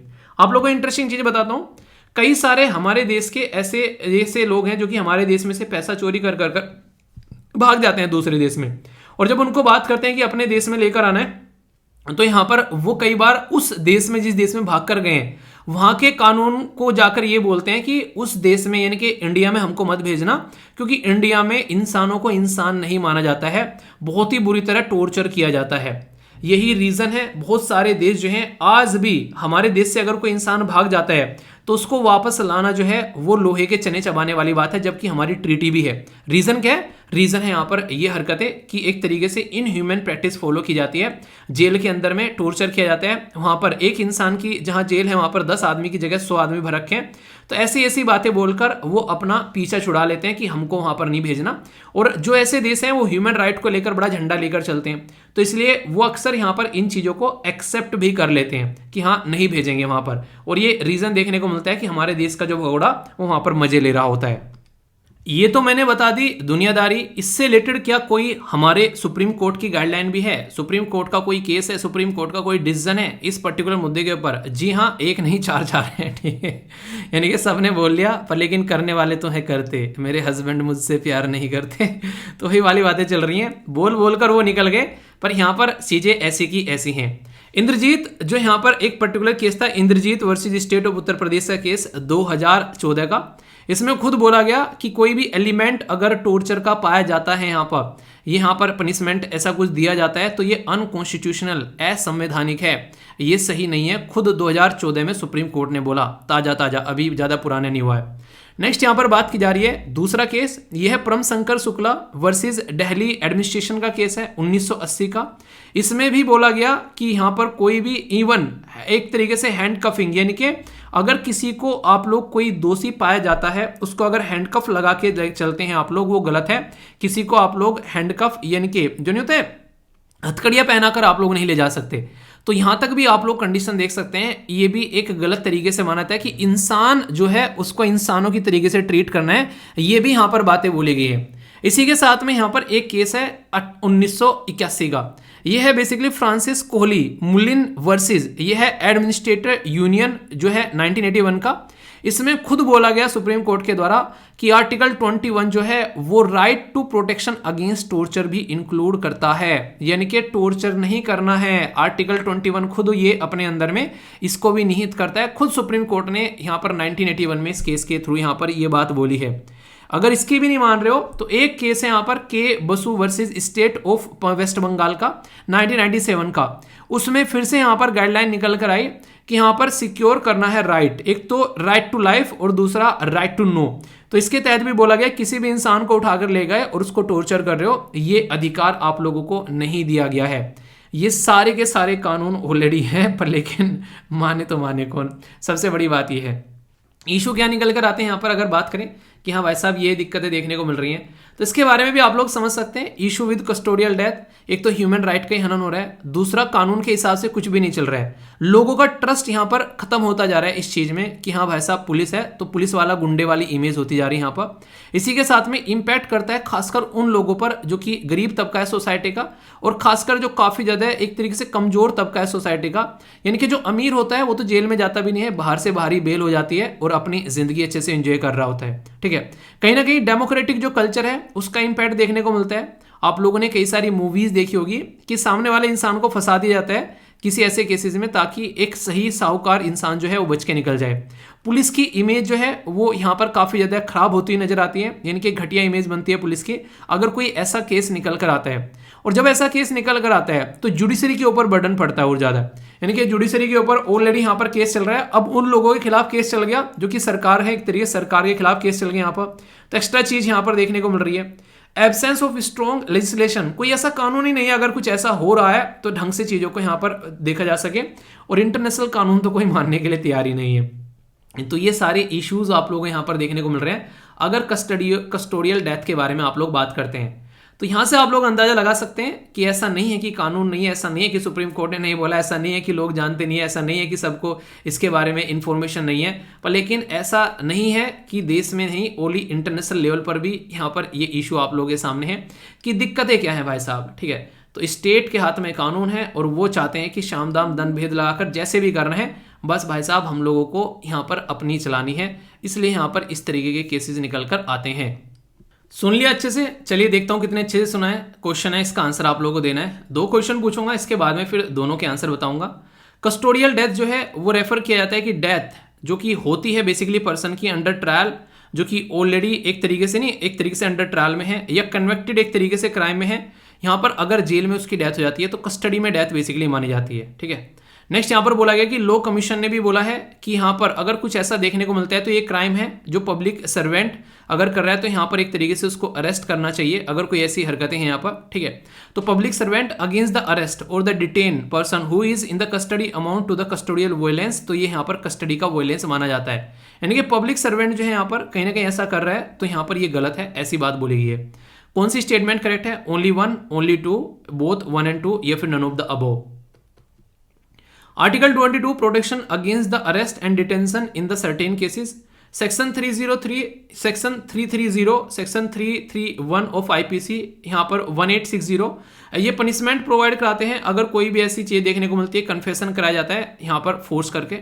Crime of the custodial torture against the जो यहाँ पर जो भी प्रिजनर है ये एक तरीके से सेक्शन 302, 304, 304A और 306 सीआरपीसी के अंदर आता है।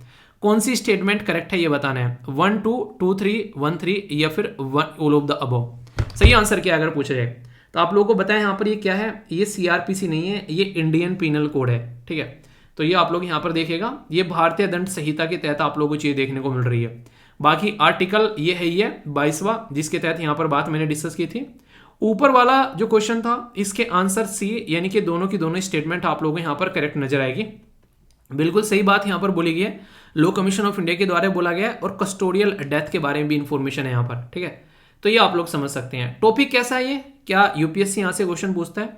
आप लोग खुद देख लो यहाँ पर यूपीएससी ने क्वेश्चन पूछा है या फिर नहीं पूछा है। यहाँ पर बोला कि मौत की सजा को कम करने में जो राष्ट्रपति की देरी के उदाहरण के न्याय से इनकार के रूप में सार्वजनिक बहस के तहत आया है अभी रिसेंटली, क्या ऐसी याचिका को स्वीकार या अस्वीकार करने के लिए राष्ट्रपति के लिए कोई समय निष्ठ होना चाहिए? कई बार क्या रहता है, कई सारे इंसान जो है गिरफ्तार हो जाते हैं और जेल में आप लोगों को देखने को मिलते हैं। ठीक है, छूटते नहीं है, रिजेक्ट कर दी जाती है, कई बार ये एक्सेप्ट कर लिया गया उनकी पिटीशन, तो उसकी वजह से ये भी इनह्यूमन प्रैक्टिस के अंदर में आता है। ये क्वेश्चन पूछा गया 2014 में। एक और क्वेश्चन पूछा गया यहाँ पर एनएचआरसी से related, national human right commission के बारे में यहाँ पर बात की जा रही है कि एक तरीके से हमारे देश के अंदर में अगर देखने को मिले यहाँ पर कई सारी ऐसी चीजें आप लोगों को देखने को मिलती है जिसमें अकाउंटेबिलिटी इंश्योर होनी चाहिए गवर्नमेंट की। ठीक है, तो इसके चलते यहाँ पर एनएचआरसी जो है वो किस तरीके से काम करता है उसके बारे में बात की जा रही है। तो ह्यूमन राइट को प्रोटेक्ट करने के लिए स्टैंडर्ड को फॉलो करना चाहिए, उससे रिलेटेड ये क्वेश्चन आप लोगों से पूछा गया 2014 के अंदर में। तो यहां से अंदाजा लगा सकते हैं कि काफी इंपॉर्टेंट टॉपिक है जिससे डायरेक्ट क्वेश्चन भी आप लोगों से एग्जाम में पूछे जा रहे हैं, तो इसको लेकर कोई कंफ्यूजन नहीं होना चाहिए। ठीक है, कोई कंफ्यूजन हो तो बताना। आप लोग कौन से राज्य से आते हैं आप लोग बताएगा, और आप लोग के राज्य में क्या ऐसी कोई कंडीशन है ये आप लोग जरूर बताएगा। एक छोटी सी बात यहाँ पर, जो कई सारे बच्चे जो भी यहाँ पर ग्रुप को ज्वाइन कर रहे हैं आंसर राइटिंग में, वो ये कह रहे हैं कि सर ये नंबर गिर रखा है तो इससे हमको क्या करना है, मतलब जैसे क्वेश्चन नंबर यहाँ पर डाल रखा है तो हम जो है अभी से क्वेश्चन आंसर लिखने स्टार्ट करें या फिर पीछे से पहले क्वेश्चन से लिखना स्टार्ट करें। देखो यार, अभी फिलहाल के टाइम पर डेली आप लोगों को पता है 2 क्वेश्चन आ रहे हैं यहाँ पर, एक बेसिकली मॉर्निंग में आ रहा है और दूसरा दोपहर में आ रहा है, जिसका डेमो आंसर आप लोगों को जो है मिल जा रहा है, उसमें लिख दिया जा रहा है कि किस टाइम तक आप लोगों को जो टीचर है वहां पर पोस्ट कर देंगे। तो यहाँ पर कल जो है 7 बजे आ गया था एक का डेमो आंसर, और दूसरे का जो डेमो आंसर आप लोगों को यहाँ पर मिल गया था वो मिल गया था 2 बजे। ठीक है, तो यहाँ पर लिख दिया जाएगा। तो सबसे पहली बात तो यह है कि टाइम वेस्ट करने की जरूरत नहीं है, अपना आंसर लिखो और उसके बाद में जो भी यहाँ पर लिख रहे हैं एक बार तो उनके साथ में आप लोग देख लो, और फिर जो डेमो आंसर आप लोगों को मिल रहे हैं उसके बेसिस पर आप काम करो। Point number 1। पॉइंट नंबर 2 यहाँ पर यह कि जो भी नया बच्चा ज्वाइन करता है वो क्या करे, वो पहले क्वेश्चन पर पहुंच जाए स्टार्टिंग से। ठीक है, नंबरिंग क्वेश्चन की इसीलिए की गई है ताकि आप लोग स्टार्टिंग से जो है, अगर कोई आज भी यहां पर ज्वाइन कर रहे हैं तो उसको पता चले कि यार 100 के करीब मॉडल आंसर यहां पर आप लोगों को मिल चुके हैं। ठीक है, तो ये आप लोग क्या रहेगा, तो 100 मॉडल आंसर का मतलब समझ रहे हैं, अगर एक सब्जेक्ट का आप लोग लगभग 100 से 150 क्वेश्चन प्रैक्टिस करके जा रहे हैं तो आप लोगों का एक अच्छे लेवल की प्रैक्टिस हो जाएगी, एक अच्छे लेवल पे आप लोग सिलेक्शन लेकर आओगे। ठीक है, और अगर आप लोग ऐसे भी बेसिकली नहीं, आप लोग देख रहे जैसे कि स्टेट पीसेस की बात करें, अभी जैसे जिस फॉर्म की बात मैंने स्टार्टिंग में करी थी वहां पर छोटे छोटे ऐसे लिखे जा रहे हैं, तो ये आंसर राइटिंग आप लोगों को बहुत ज्यादा फायदा पहुंचाएगा। ठीक है, तो यहां पर पहले क्वेश्चन से आप लोग लिखना स्टार्ट करिए, जो आज मिल रहे हैं उनको आप लोग एक कोशिश करिए कि एक क्वेश्चन आज में से लिख लीजिए और एक क्वेश्चन पहले से, यानी कि सारे के सारे क्वेश्चन आप लोग कवर करने हैं। इतना काम है आप लोगों के पास में करने के लिए जो अभी ज्वाइन कर रहे हैं, तो ये चीज आप लोग ध्यान रखना। ठीक है, आसान से तरीका ज्वाइन करने का मैंने आप लोगों को बताया था यहाँ पर लेकिन फिर से वही बोलूंगा, इतनी कॉल मत किया करो नंबर के ऊपर, वो कॉल नहीं उठेगी वहां उस नंबर पर। ठीक है, यहां पर आप लोगों को बस एक काम करना है, यहां पर स्कैन करना है, स्कैन करने के बाद में पेमेंट करके यहां पर ये इस पर स्क्रीनशॉट भेजना है। कस्टमर केयर वाले नंबर पर नहीं भेजना है, वो दूसरा नंबर है, ये दूसरा नंबर है, फिर ध्यान रखो परेशान रहोगे फालतू में। नंबर है 8076659165, इसी पर ही भेजना है आप लोगों को, और भेजने के बाद में 24 घंटे वेट करना है, उसके अंदर आप लोगों को पूरा प्रोसीजर मिल जाएगा और फिर अपना आंसर लिखना स्टार्ट कर देना है यहाँ पर। ठीक है, और एक दूसरे का आंसर एनालिसिस भी कर लिया करो, और कोई भी फालतू की कोई भी हरकत यहाँ पर करेगा 1 सेकंड नहीं लूंगा उसको बेसिकली बाहर निकालने में। मैंने टीचर को बोल रखा है कि सर अगर कुछ भी लगे ना, कोई भी जरा सी बदतमीजी कर रहा है, क्योंकि ये सीरियस ग्रुप है और सीरियस ही बच्चे चाहिए, इमीडिएटली ब्लॉक करके बाहर फेंक देना। ठीक है, और ये मत सोचना कि इतना अच्छा काम होगा कि पैसे रिटर्न मिलेंगे, पैसे भी रिटर्न नहीं मिलेंगे क्योंकि ये पनिशमेंट होगा। ठीक है, लाइफ टाइम है, ऐसा तो नहीं है कि यहाँ पर एक तरीके से आप लोगों से हर महीने कुछ लिया जा रहा है। तो यहां पर याद रखना, इसको ढंग से यूटिलाइज कर लेना और फिर कभी एंट्री भी नहीं मिलेगी उस पर्टिकुलर पर्सन को, ये याद रख लेना। ठीक है, तो ये थोड़ा सा यहां पर डिसेंट वे में काम करना, क्योंकि इसका मतलब ये था किस लिए बनाया गया है, तो उसका पर्पज यहां पर होना चाहिए सिर्फ। ठीक है, ये आर्टिकल मालदीव के बारे में है, कई सारे आर्टिकल पहले भी आप लोगों को देखने को मिले, आगे फिर आर्टिकल आएंगे, तो अच्छे से यहां पर डिस्कस करेंगे दोनों को मर्ज कर जिससे कि आप लोग चीजों को समझ पाओ कि रियलिटी में इंडिया और मालदीव के रिलेशन कैसे चलते हैं और हमारे लिए इसकी इंपॉर्टेंस क्या है, ये यहां पर मैं आप लोगों को इस आर्टिकल में बताऊंगा अच्छे से। ठीक है, तो यहां से क्वेश्चन भी आप लोगों का बन सकता है, डायरेक्ट क्वेश्चन आप लोगों से पूछे जाते हैं कई बार। दोस्तों ये जो पर्टिकुलर आर्टिकल है ये है मालदीव के बारे में। अब हमारे लिए क्या इंपॉर्टेंस है इसकी कि हम लोगों को पढ़ना चाहिए, अभी आप लोगों को पता चल जाएगा पढ़ना चाहिए या फिर नहीं पढ़ना चाहिए। आप लोग यहाँ पर लोकेशन देखो, मालदीव की लोकेशन आप लोगों को यहाँ पर दिखाई दे रही होगी, दिख रही है। यहाँ पर इसको थोड़ा सा मैं जूम आउट करता हूँ ताकि आप लोग चीजों को अंडरस्टैंड कर सकें। ये देखिए, मालदीव की लोकेशन एक ऐसी जगह है, इसको गेटवे बोला जाता है इंडियन ओशन के अंदर में, मतलब इतनी शानदार लोकेशन आप लोगों को देखने को मिलेगी। और ऊपर है एक बदतमीज देश जिसका नाम है चाइना। सोचो अगर चाइना कल को मालदीव में आकर बैठ जाए तो हमारे लिए कितना खतरनाक यहां पर हो सकता है। और अभी कुछ ऐसा ही हो रहा है बेसिकली मालदीव के अंदर में। क्यों? क्योंकि मालदीव के अंदर में अभी रिसेंटली इलेक्शन हुए और यहां पर मोहम्मद, जिनका नाम है मुइजू, ये है यहां पर ये इंसान जो कि चुनकर आ गया है। ये वो इंसान है जब हमारे खिलाफ यहां पर हमारे देश की आर्मी के खिलाफ, हमारे देश के खिलाफ इंडिया आउट कैंपेन चलाया गया था यहां पर मालदीव के अंदर में, यानी कि हमारे देश को मालदीव से बाहर निकालने की बात चल रही थी। और उस टाइम पर यहां पर ये जो पर्टिकुलर इंसान है जो कि आप लोग यहां पर अभी मैंने दिखाया, ये इंसान आप लोगों को यहां पर दिखाई देगा। ये भी आप लोगों को यहां पर ये है ना सर, ये दिख रहा है, देखो चेहरा मिलाकर तो मतलब ये इस पर्टिकुलर पार्टी का सपोर्टर था यहां पर, ये पर्टिकुलर इस कैंपेन को सपोर्ट कर रहा था कि इंडिया को यहां से निकाल देना चाहिए।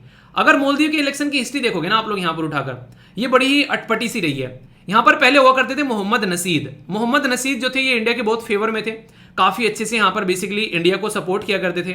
फिर इनको हराकर यहां पर पावर में आ जाते हैं अब्दुल्ला यमीन। ये कंप्लीटली चाइना की गोद में जाकर बैठ गए। ये समझो कि मालदीव को बेचने के चक्कर में पड़ गया।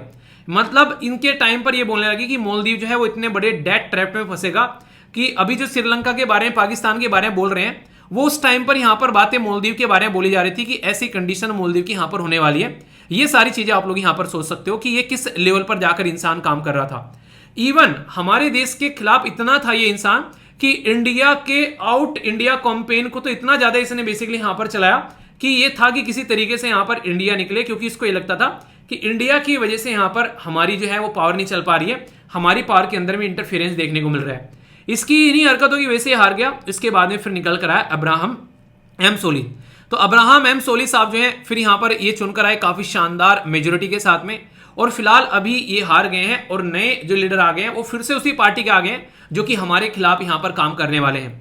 तो हमारे लिए थोड़ा सा सोचने वाली बात है कि मालदीव के साथ में अब हमारे रिलेशन कैसे होंगे, क्योंकि इंसान जो है ये चाइना की गोद में जाकर बैठेगा, जैसे पहले वाला इंसान यहां पर चाइना की गोद में बैठा हुआ था। आखिर क्यों हार गया ये इंसान, बेसिकली मोहम्मद सोली साहब जो हैं ये क्यों हार गए? कई सारे तो यहां पर ये बोलते हैं कि इनके कोविड-19 के टाइम पर कई सारे इकोनॉमिक चैलेंज आए। ये इंसान जो है वो इकोनॉमिक चैलेंज को जो है वो झेल नहीं पाया, क्योंकि देश जो है वो काफी हद तक टूरिज्म के ऊपर डिपेंडेंट है। आप लोगों ने देखा होगा बहुत सारे लोग ऐसे हैं जो हमारे देश से हनीमून बनाने के लिए या फिर घूमने के लिए सबसे पहला जो स्पॉट उनके सामने आता है दिमाग में वो आता है मालदीव। चलो यार मालदीव घूम कर आते हैं। तो टूरिज्म के पॉइंट ऑफ से मालदीव जो है वो टूरिस्ट इंडस्ट्री के लिए हब माना जाता है। अगर वहां पर टूरिज्म ही खत्म हो जाएगा कोविड-19 की वजह से तो खस्ता हालत होनी है। ठीक है, इसी के साथ में यहां पर कई बार अपनी ही पॉलिटिकल पार्टी के अंदर में रिफ्ट नजर आता है, तो इसकी पॉलिटिकल पार्टी के अंदर में रिफ्ट भी नजर आया। ठीक है, इसी के साथ में इनकी जो एंगेजमेंट थी मोहम्मद नसीद के साथ में, उसको लेकर भी कई सारे लोग जो क्वेश्चन मार्क इनके ऊपर लगा रहे थे। और यहां पर इंडिया आउट कैंपेन जो है वो जोरी पकड़ रहा था, उसमें भी कई सारे लोग जो है वो इनके खिलाफ आकर खड़े हो गए थे। हालांकि डिफरेंस ज्यादा देखने को आप लोगों को मिलेगा नहीं, ये कुछ ही वोट से यहां पर ये इंसान ऐसा बोल सकते हैं कि पावर में आ रहा है। ऐसा नहीं कि बहुत ही शानदार विक्ट्री के साथ में यहां पर ये पावर में आ रहा है।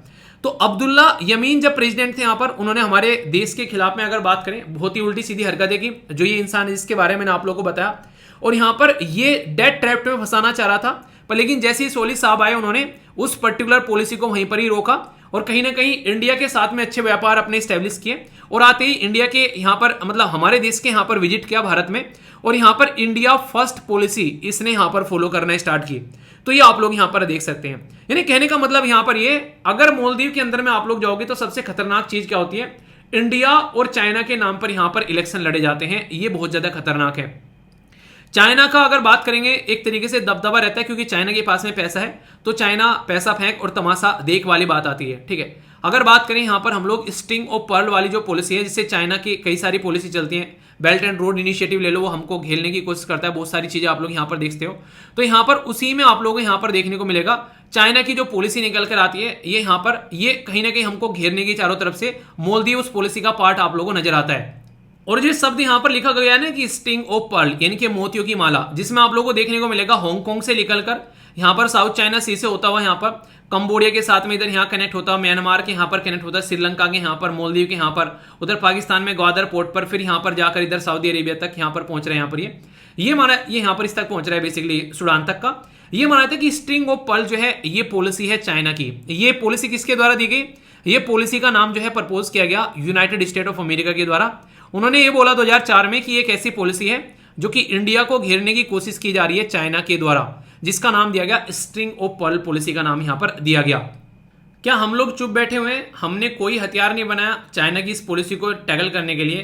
तो यहां पर उनकी मोतियों की माला है, तुम्हारा हीरो का हार है। इसको बोलते हैं नेकलेस ऑफ डायमंड, यानी कि मोतियों की माला के कंपेयर में हम लोगों ने नेकलेस ऑफ डायमंड यानी कि हीरो का हार बना दिया, जिसमें हम लोग यहां पर चाइना को टैकल करने की कोशिश करते हैं। इसमें आप लोगों को देखने को मिलेगा जापान, इसी के साथ में मंगोलिया, इसी के साथ में यहां पर ग्वादर था, तो यहां पर चाहबार पोर्ट ईरान का, द्यूकम पोर्ट ओमन के अंदर में है, याद रखना क्वेश्चन पूछा जा चुका है एग्जाम के अंदर में। इसी के साथ में एजेम्सन और सीसेल्स आइलैंड, ये यहां पर आप लोगों को देखने को मिलेगा। इसी के साथ में चेंगाई जो सिंगापुर के अंदर में पोर्ट है यहां पर। इसी के साथ में इंडोनेशिया के अंदर में यहां पर साबांग इंडोनेशिया। तो इसी की पॉलिसी के साथ में डील करने के लिए हम भी इस तरीके से अलग अलग जगह पर इंगेजमेंट अपनी रखे हुए हैं, ताकि यहां पर कहीं ना कहीं चाइना को जो है वो डील किया जा सके। तो हमने भी अपना एफर्ट जो है यहां पर लगाया है। ऐसा नहीं कि हम लोग चाइना को चाइना हमको घूरता रहेगा, डील करता रहेगा और हम चाइना को ऐसे ही छोड़ देंगे। तो इसलिए इंडियन ओशन में यहां पर दोनों के बीच में रस्साकसी चलती रहती है, इंडिया और चाइना के बीच में। और मालदीव इसलिए बहुत इंपॉर्टेंट पार्टनर हो जाता है यहां पर कि मालदीव जो है वो किसके साथ में यहां पर रहने वाला है, तो ये काफी इंपॉर्टेंट है। अभी रिसेंटली मैं आप लोगों को बताऊं, अभी बायलैटरल रिलेशन के बारे में हम लोग बात कर रहे थे जब एस जयशंकर साहब मिले थे यहां पर इनके लीडर के साथ में, तो उस टाइम पर कई सारी बातें यहां पर बोली जा रही थी। हम लोग ट्रांस नेशनल क्राइम, इसी के साथ में टेररिज्म और ड्रग ट्रैफिकिंग को रोकेंगे, ठीक है। इंडिया ने 24 व्हीकल जो थे और 1 नेवल बोट जी थी वो मालदीव की सिक्योरिटी फोर्स को गिफ्ट की थी कि लो तुम अपना एरिया में सिक्योरिटी प्रोवाइड करा सकते हैं। माले की कनेक्टिविटी के लिए यहां पर ग्रेटर माले कनेक्टिविटी प्रोजेक्ट चलाया गया जिसमें 500 मिलियन इंडिया के द्वारा फंड किए गए यहां पर। इसी के साथ में cyber security, capacity building, housing, disaster management, infrastructure development, इसके लिए 100 मिलियन का फाइनेंशियल एड दिया ये हमारे देश के द्वारा। यानी कि बहुत सारे प्रोजेक्ट हम लोग यहां पर चला रहे थे बहुत सारी चीजों को लेकर। पॉलिटिकल अनस्टेबिलिटी है यहां पर, जैसा मैंने बताया, मतलब कुछ ही टाइम में यहां पर अभी आप लोग को चौथा लीडर देखने को मिल गया, ठीक है। इसी के साथ में रेडिकलाइजेशन बहुत ज्यादा है यहां पर इस्लाम को लेकर। अगर बात करें, सबसे अच्छी बात बांग्लादेश के बारे में मुझे यही लगती है, वहां पर शेख हसीना जी हैं, तो वो चीजों को कंट्रोल किए हुए हैं। वहां पर रेडिकलाइजेशन आप लोगों को ना के बराबर देखने को मिलता है। पर लेकिन मालदीव के अंदर ऐसा नहीं है। पाकिस्तान बेस्ड जिहादिस्ट कम्युनिटी आप लोगों को यहां पर काफी लार्ज स्केल पर देखने को मिलेगी, जो कि कई बार भारी पड़ जाती है और इंडिया के अगेंस्ट काफी लार्ज स्केल पर चीजें आप लोगों को देखने को मिलती हैं, ठीक है। तो ये सिचुएशन आप लोग यहां पर समझ सकते हैं। चाइना की स्ट्रिंग पॉलिसी जो है यहां पर, जब भी उसके बारे में बताया, चाइना की स्ट्रेटेजिक प्रेजेंस है यहां पर इसके आसपास में, और मालदीव जो है वो यहां पर स्टार्ट कर चुके हैं यूजिंग चाइना का जो कार्ड है बेसिकली इंडिया के खिलाफ। आप लोगों को इंटरेस्टिंग चीज मैं बताता हूं, चलिए यहां पर आप लोग ये जानकर हैरान होंगे। ये जो सारे देश है ना, छोटे छोटे से आप लोग यहां पर देखने को मिल रहे हैं, जैसे बांग्लादेश हो गया, भूटान हो गया, नेपाल हो गया, या फिर म्यांमार हो गया, या श्रीलंका हो गया, मालदीव हो गया, या कोई दूसरा देश और भी जो आपके याद आ रहा हो। इनको पता है कि चाइना की और इंडिया की यहां पर बनती नहीं है, और सबसे बड़े 2 प्लेयर हैं यहां पर, इंडिया और चाइना। तो इंटरेस्टिंग चीज पता है क्या यहां पर जो देखने वाली बात होती है, ये भाई साहब छोटे छोटे देश भी ना यहां पर कार्ड खेलते हैं। मतलब कि इंडिया को कि तुम हमारा साथ दो, हमको ये चीजें प्रोवाइड कराओ, नहीं तो हम लोग चाइना से जाकर ले लेंगे, यानी कि चाइना की गोद में बैठ जाएंगे। चाइना को सेम बोलते हैं कि तुम हमको ये हेल्प कर दो, नहीं तो हम लोग इंडिया से जाकर ले लेंगे। तो ये चाइना और इंडिया कार्ड खेलते हैं और इसमें इनकी बल्ले बल्ले हुई रहती है। पर इनको ये नहीं पता कि जिस दिन यहाँ पर 200 में से कोई से का भी दुश्मन बनेगा, उसी दिन तुमको चबा जाएंगे बिना पानी के कोई सा भी देश, ठीक है। मतलब वही ना कि जो दोनों के मजे लेना जानता है वो किसी दिन फंसता भी तगड़े वाला है। तो ये चीजें रहती है कई बार, पर वही है कि पॉलिटिक्स है, इंटरनेशनल जियो पॉलिटिक्स है, तो चलती रहती है। तो कई बार ये चाइना इंडिया कार्ड खेलते हुए यहाँ पर एक दूसरे के खिलाफ जो है वो नजर आते हैं, और ये बड़ा ही कॉमन है। ये ऐसा नहीं कि आप लोगों को ऐसा कि यहाँ पर ये क्या हो गया, ऐसा कैसे हो गया, ये बड़ा नॉर्मली आप लोगों को देखने को मिलता है। सबसे इंटरेस्टिंग बात, अगर मालदीव को आप लोग यहां पर ढंग से देखोगे तो हिस्टोरिकली इंडिया और मालदीव की कनेक्टिविटी काफी अच्छी है। चाहे आप लोग एथनिक के बारे में बात करो, कम्युनिटी के बारे में, कल्चर के बारे में, तो एक दूसरे के साथ में काफी अच्छे से कनेक्ट है। यहां पर south Asia association regional cooperation में यहां पर आप लोगों को देखने को मिलेगा कनेक्टिविटी। नैम के अंदर भी, सार्क के अंदर में भी, यूएन के अंदर में बात करें, कई सारे एरिया पर इंडिया को सपोर्ट करता हुआ मालदीव आप लोगों को नजर आएगा। मालदीव टोल गेट बोला जाता है इंडियन ओशन के अंदर, जैसा मैंने आप लोगों को बताया यहां पर। इसी के साथ में लगभग यहां पर 1200 से ज्यादा कोरल आइलैंड आप लोगों को देखने को मिलेंगे, ठीक है, ये आप लोग समझ सकते हैं। तो इंडियन ओशन के अंदर मालदीव का जो काफी बड़ा एरिया है जो आइलैंड की फॉर्म में है यहां पर, और इसी के साथ में की शिपिंग लेन आप लोगों को देखने को मिलती है, जो कि अनइंटरप्टेड एनर्जी सप्लाई प्रोवाइड कराने की कोशिश की जाती है। Country like China, Japan, India, तो यहां पर इनको सपोर्ट प्रोवाइड कराने की जरूरत पड़ती है, इसलिए यहां पर लोगों का इन्वेस्टमेंट करना जरूरी है। और यही रीजन होता है कि मालदीव जो है वो कई बार अलग अलग रिसोर्सेज के लिए अलग अलग देशों के ऊपर डिपेंडेंसी अपनी दिखाता है, क्योंकि इतने सारे आइलैंड जो कि अलग अलग यहां पर अलग थलग पड़े हुए हैं, उनको इतना सारा रिसोर्सेज प्रोवाइड कराना ये आसान काम नहीं है। मिलजुल कर काम करने वाली बात यहां पर देखने को मिलती है, पैसे की जरूरत पड़ती है।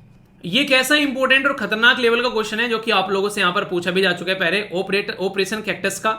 यहां पर मालदीव की सरकार को पलटने की कोशिश की गई थी यहां पर, जो कि आर्म फोर्स से लैस यहां पर जो बेसिकली लोग थे, तो हमारे देश के द्वारा यहां पर इसको सपोर्ट किया गया सरकार को बचाने के लिए। ये काफी इंपॉर्टेंट था यहां पर, जब उन्होंने हेल्प मांगी तो हमारे देश के द्वारा ऑपरेशन कैक्टस यहां पर चलाया गया था। ट्रेड और इकोनॉमी के पॉइंट ऑफ से देखें तो अच्छे खासे रिलेशन देखने को मिलेंगे। इंडिया एक पॉजिटिव बैलेंस ट्रेड के साथ में इसके मालदीव के साथ में काम करता है, जो कि यहां पर एक अच्छे लेवल पर आप लोग बोल सकते हो। इसी के साथ में यहां पर हम लोगों ने ट्रेड एग्रीमेंट जो है वो 1981 से स्टार्ट किया गया, और लाइन ऑफ क्रेडिट भी काफी अच्छा हम लोग यहां पर आज के डेट में प्रोवाइड कराते हैं। रिसेंटली ताजा ऑपरेशन नीर चलाया गया था हमारे देश के द्वारा। मालदीव में वाटर क्राइसिस देखने को मिला था यहां पर, जिसके चलते दिक्कतें यहां पर देखने को मिली थी। और दोनों के बीच में जो काफी इंपॉर्टेंट है वो यहां पर ये याद रखिएगा, इक्वेरियन का मतलब समझ रहे हो यहां पर, इसका मतलब है दोस्ती, ठीक है। तो एक ज्वाइंट मिलिट्री एक्सरसाइज है इंडिया और मालदीव के बीच में। रिसेंटली अभी कहां पर हुई ये आप लोगों को बताना है, देखता हूं कौन आंसर देता है। आप लोग इसकी इंपॉर्टेंस समझ पाएंगे इस पर्टिकुलर क्वेश्चन से। आप लोग देखिए इतना इंपॉर्टेंट है मालदीव इंडियन ओशन के अंदर में कि यूपीएससी ने क्वेश्चन पूछ लिया, discuss the political development in the Maldives in the last 2 year should they B. देखो सबसे बड़ी बात है पॉलिटिक्स के ऊपर आप लोग सोचोगे नॉर्मली क्वेश्चन नहीं पूछा था, पर यहां पर डायरेक्ट पॉलिटिकल डेवलपमेंट के बारे में क्वेश्चन पूछ लिया, क्योंकि पॉलिटिकल डेवलपमेंट डायरेक्टली हमको हैम्पर कर रहा है, ठीक है। तो यहां पर पूछो, तो यहां पर बोला गया कि should they be of any cause for concern to India, यानी कि हमारे देश के लिए क्या कोई इसका कंसर्न है, तो कंसर्न है। अभी आगे भी क्वेश्चन पूछा जा सकता है क्योंकि फिर से कंसर्न बन गया। तो इस तरीके से आप लोग समझ सकते हैं कि कितना इंपॉर्टेंट है यहां पर पॉलिटिकल एस्टेब्लिशमेंट का चेंज होना। तो इसको आप लोग इग्नोर नहीं कर सकते हो, खुद आप लोग इंपॉर्टेंस समझ लो इस आर्टिकल की। इंटरेस्टिंग क्वेश्चन है, इसको आंसर दो, कुछ और क्लैरिटी आप लोगों के माइंड में आएगी इंडिया और मालदीव के रिलेशन के बारे में। इंडिया पहला देश था जिसने मालदीव को रिकॉग्नाइज किया 1965 में, जब मालदीव आजाद हुआ। साउथ एशिया एसोसिएशन जो है उसका मेंबर आप लोगों को देखने को मिलेगा। दोनों ऑपरेशन नीर जो है वो इंडिया ने यहां पर बेसिकली प्रोवाइड कराया इनको पानी, जब दिक्कतें देखने को मिली थी। कौन सी स्टेटमेंट करेक्ट है, 1 2 2 3 1 3 या फिर ऑल ऑफ द अबव? तो आंसर क्या है, आंसर यहां पर डी, यानी कि सारी की सारी स्टेटमेंट बिल्कुल करेक्ट आप लोगों को देखने को मिलेगी। तो इस तरीके से आप लोग समझ सकते हैं। तो इसको कहते हैं टॉपिक को तसल्ली में तैयार करना। अब सारी चीजें समझ में आ गई आप लोगों को, 2 कॉन्सेप्ट भी जानने को मिल गए यहाँ पर, स्ट्रिंग ऑफ पर्ल और यहाँ पर नेकलेस डायमंड के बारे में, और जो भी ट्रेड वगैरह है, कैसे कैसे पॉलिटिकल एस्टेब्लिशमेंट चेंज हो रहा है। मुझे नहीं लगता कि अब आप लोगों को इस टॉपिक में कभी भी कोई डाउट होगा। फिर भी कोई डाउट हो तो बता देना, वीडियो को डिसलाइक भी कर दिया करो अगर आप लोगों को डाउट रहता है। अगर लाइक करोगे तो पता चलता है कि डाउट नहीं है, या फिर क्वेश्चन पूछ लिया करो। एक बच्चा कह रहा है सर डिसलाइक करने के लिए क्यों बोलते हो? देखो यार, डेमोक्रेटिक कंट्री में रह रहे हैं, ठीक है। अगर कोई चीज़ आप लोगों को लगती है पसंद नहीं आ रही है तो डिसलाइक करना आप लोगों का हक बनता है, ठीक है ना। इसीलिए मैं हमेशा आज दिन से मैं YouTube के ऊपर पढ़ा रहा हूँ, मैंने हमेशा से ये बोला है कि वीडियो को लाइक कर दो या फिर डिसलाइक कर दो। इवन कई सारे लोग इसके बारे में बोलते भी हैं कि ऐसा मत बोला करो। ये कई सारे लोगों से बातें होती है, कुछ लेक्चर देखते हैं तो ये गलत इस तरीके से नहीं बोलना चाहिए, क्योंकि डिसलाइक जैसे किया जाता है वीडियो को, तो वीडियो जो है वो बेसिकली नेगेटिव तरीके से देखा जाता है यूट्यूब के द्वारा, ठीक है। तो उसको सपोर्ट करना बंद कर देता है, ठीक है। और लाइक किया जाता है तो उसको सपोर्ट करता है। लेकिन मुझे ये लगता है कि ये देखो यार, हर एक इंसान की अपनी इंडिविजुअल इच्छा है, वो जो करेगा वो उसको अपने हिसाब से करना चाहिए। उसको अच्छा लग रहा है तो ही लाइक करेगा, अच्छा नहीं लग रहा है तो क्यों लाइक करेगा। हाँ, ये कर सकते हो जिसका अच्छा नहीं लग रहा है कि बिना लाइक करे छोड़ के निकल जाओ आगे, ठीक है। नॉर्मली मैं यही करता हूँ, मैंने आज तक शायद ही कोई वीडियो ऐसी होगी यूट्यूब पर डिसलाइक की। मैं नॉर्मली क्या करता हूँ, पसंद नहीं आ रही तो छोड़कर आगे निकल जाता हूँ, ठीक है। तो ये चीज़ें हैं बेसिकली, पर लेकिन फिर भी जो मुझे अच्छा लगता है मैं बोलता हूँ, उसमें ऐसी कोई बात नहीं है, ठीक है ना। आप लोग बता दीजिए, लाइक कर दीजिएगा या फिर डिसलाइक, जो भी आप लोग को अच्छा लगता है, ठीक है। एक पर्टिकुलर क्वेश्चन है यहाँ पर, बेसिकली आर्टिकल है यहाँ पर ट्रेडिशनल मेडिसिन के बारे में। ट्रेडिशनल मेडिसिन जैसे कि आयुर्वेदा के बारे में आप लोग बात करते हैं हमारे देश के अंदर में, तो उनको किस तरीके से एविडेंस बेस होना चाहिए, यानी कि उनके लिए प्रूफ तैयार कर ले हम लोग कि हाँ इसके फायदे क्या हैं, तो बहुत ज्यादा फायदा देखने को मिलेगा। तो उसी के ऊपर आर्टिकल है ये। क्वेश्चन नंबर 43 है यहाँ पर, इसी से रिलेटेड यहाँ पर आप लोगों से डिस्कस किया था पूरा ट्रेडिशनल मेडिसिन के बारे में, हमारे देश के अंदर में आखिर क्यों हम लोग इसको करने की कोशिश करें। पूरा एक क्वेश्चन भी आप लोग यहाँ पर प्रैक्टिस कर सकते हो अगर आप लोगों का इंटरेस्ट है इसमें। तो बहुत ही अच्छे से सारी बातें बताई थी, यहाँ पर देख सकते हो तसल्ली में चीजें आप लोग की यहाँ पर सर ने जो है पोस्ट की थी, एक एक चीज शानदार तरीके से आप लोगों के सामने है, ठीक है। तो इसको एक तरीके से प्रीलिम्स के लिए भी अच्छा हो गया यहाँ पर ये, और मेंस के लिए भी अच्छा हो गया। तो इसी के ऊपर पूरा टॉपिक यहाँ पर हम लोग डिस्कस करने वाले हैं और बैकग्राउंड इन्फॉर्मेशन के साथ में चीजें कवर करेंगे, ठीक है। इस पर्टिकुलर स्लाइड के ऊपर आप लोग एक शब्द लिखा हुआ दिख रहा है जिसका मतलब है यहाँ पर आयुर्वेदा। आयुर्वेदा या फिर मैं शब्द बोलूं आयुर्वेद, आप लोग रियलिटी में इस शब्द का मतलब समझते हैं? इसको जब आप लोग इसका यानी संधि विच्छेद जब आप लोग इसका करोगे तो आयुष प्लस वेद आप लोगों को देखने को मिलेगा, आयुष प्लस वेद, ठीक है। तो ये आप लोगों के सामने यहाँ पर ये शब्द निकल कर आएगा। इसका मतलब क्या है? इसका मतलब है कि जीवन का विज्ञान, यानी कि अपने जीवन को समझने का अर्थ है आयुर्वेद। तो जीवन का विज्ञान यानी कि ठीक से कहा जाए तो जीने का विज्ञान आप लोग बोल सकते हैं। जो जीने का विज्ञान आयुर्वेद है, यानी कि जो हम लोग खाते हैं पीते हैं, जिस तरीके से हम लोग रहते हैं, वो यहाँ पर जो विज्ञान उसको आयुर्वेदा बोलते हैं। आज की डेट में जो इंसान बीमार होता है, जरा सी देर में हम लोग गोली लेकर आते हैं, डोलो जैसी गोली, डोलो और मोलो मजे ले लो, ठीक है। हम लोग खाते हैं तुरंत और अपना जिंदगी के मजे लेने लगते हैं। पर रियलिटी में अगर आप लोग इनके बारे में बातें करोगे, एक पैटर्न आप लोग यहाँ पर देखने को मिलेगा कि ये बीमारी थोड़ी देर के लिए ठीक कर देते हैं, लेकिन हम लोग जरा सी लापरवाही बरतते हैं तो फिर से वो बीमारी निकल के आ जाती है। पर लेकिन जब जीने के विज्ञान के थ्रू हम लोग किसी बीमारी को ठीक करते हैं तो वो बेसिकली इस तरीके से ठीक करता है कि इंसान की बीमारी को जड़ से उखाड़ने का काम करता है। तो इसलिए आप लोगों ने देखा होगा पुराने टाइम पर जो बीमारियों के बारे में हम लोग बात करते थे, वो एक तरीके से जड़ से उखाड़ने की बात करते थे, और वो भी ऐसे तरीके से ताकि हम लोग हर तरीके से स्वस्थ हो सकें। यानी कि आप लोगों ने सब सुने होंगे कि वात पित्त और इसी के साथ में कफ, इनका मतलब पता है कि इनका मतलब क्या होता है? वात पित्त और कफ का मतलब वीडियो को पॉज कर बताइए। कई बार आप लोगों ने एक बात सुनी होगी कि इंसान का अगर पेट ठीक रहे तो वो बिल्कुल ठीक रहेगा, हजारों बीमारी जो है वो इंसान के पेट से निकल कर आती है। इसीलिए रामदेव जी जो है अपना पेट नचा देते हैं जरा सी देर में, उनको कोई बीमारी नहीं है। यहाँ पर आप लोगों को 3 कंपोनेंट नॉर्मली देखने को मिलते हैं, जो कि यहाँ पर आप लोगों को बताए हैं वात पित्त और कफ के बारे में जब हम लोग बात करते हैं, ठीक है। तो जो वात जो शब्द लिया गया यहाँ पर, वो आप लोग को अलग तरीके से प्रेजेंट करता है, पित्त अलग तरीके से प्रेजेंट करता है, इनको अलग अलग तरीके से यहाँ पर प्रेजेंट किया गया है, तो इनके बारे में पता होना चाहिए। तो वात के बारे में जब हम लोग बात करते हैं तो इसमें वायु और आकाश को देखा जाता है। वायु और आकाश को देखकर तो यहाँ पर एक तरीके से दोनों तत्व से मिलकर आप लोगों ने देखा होगा शक्तिमान पंच तत्व से बना होता है ये शरीर। तो अलग अलग क्या इंपैक्ट है, तो बॉडी के अंदर काफी ज्यादा ऑक्सीजन आप लोगों को देखने को मिलेगी। तो इसका एक तरीके से हमारी बॉडी के अंदर क्या इंपैक्ट देखने को मिलता है, जब जब ऑक्सीजन लेवल गिरता है, अभी कोविड-19 के टाइम पर आप लोगों ने देखा होगा, तो वात उसी से रिलेटेड है यहाँ पर ये, ठीक है।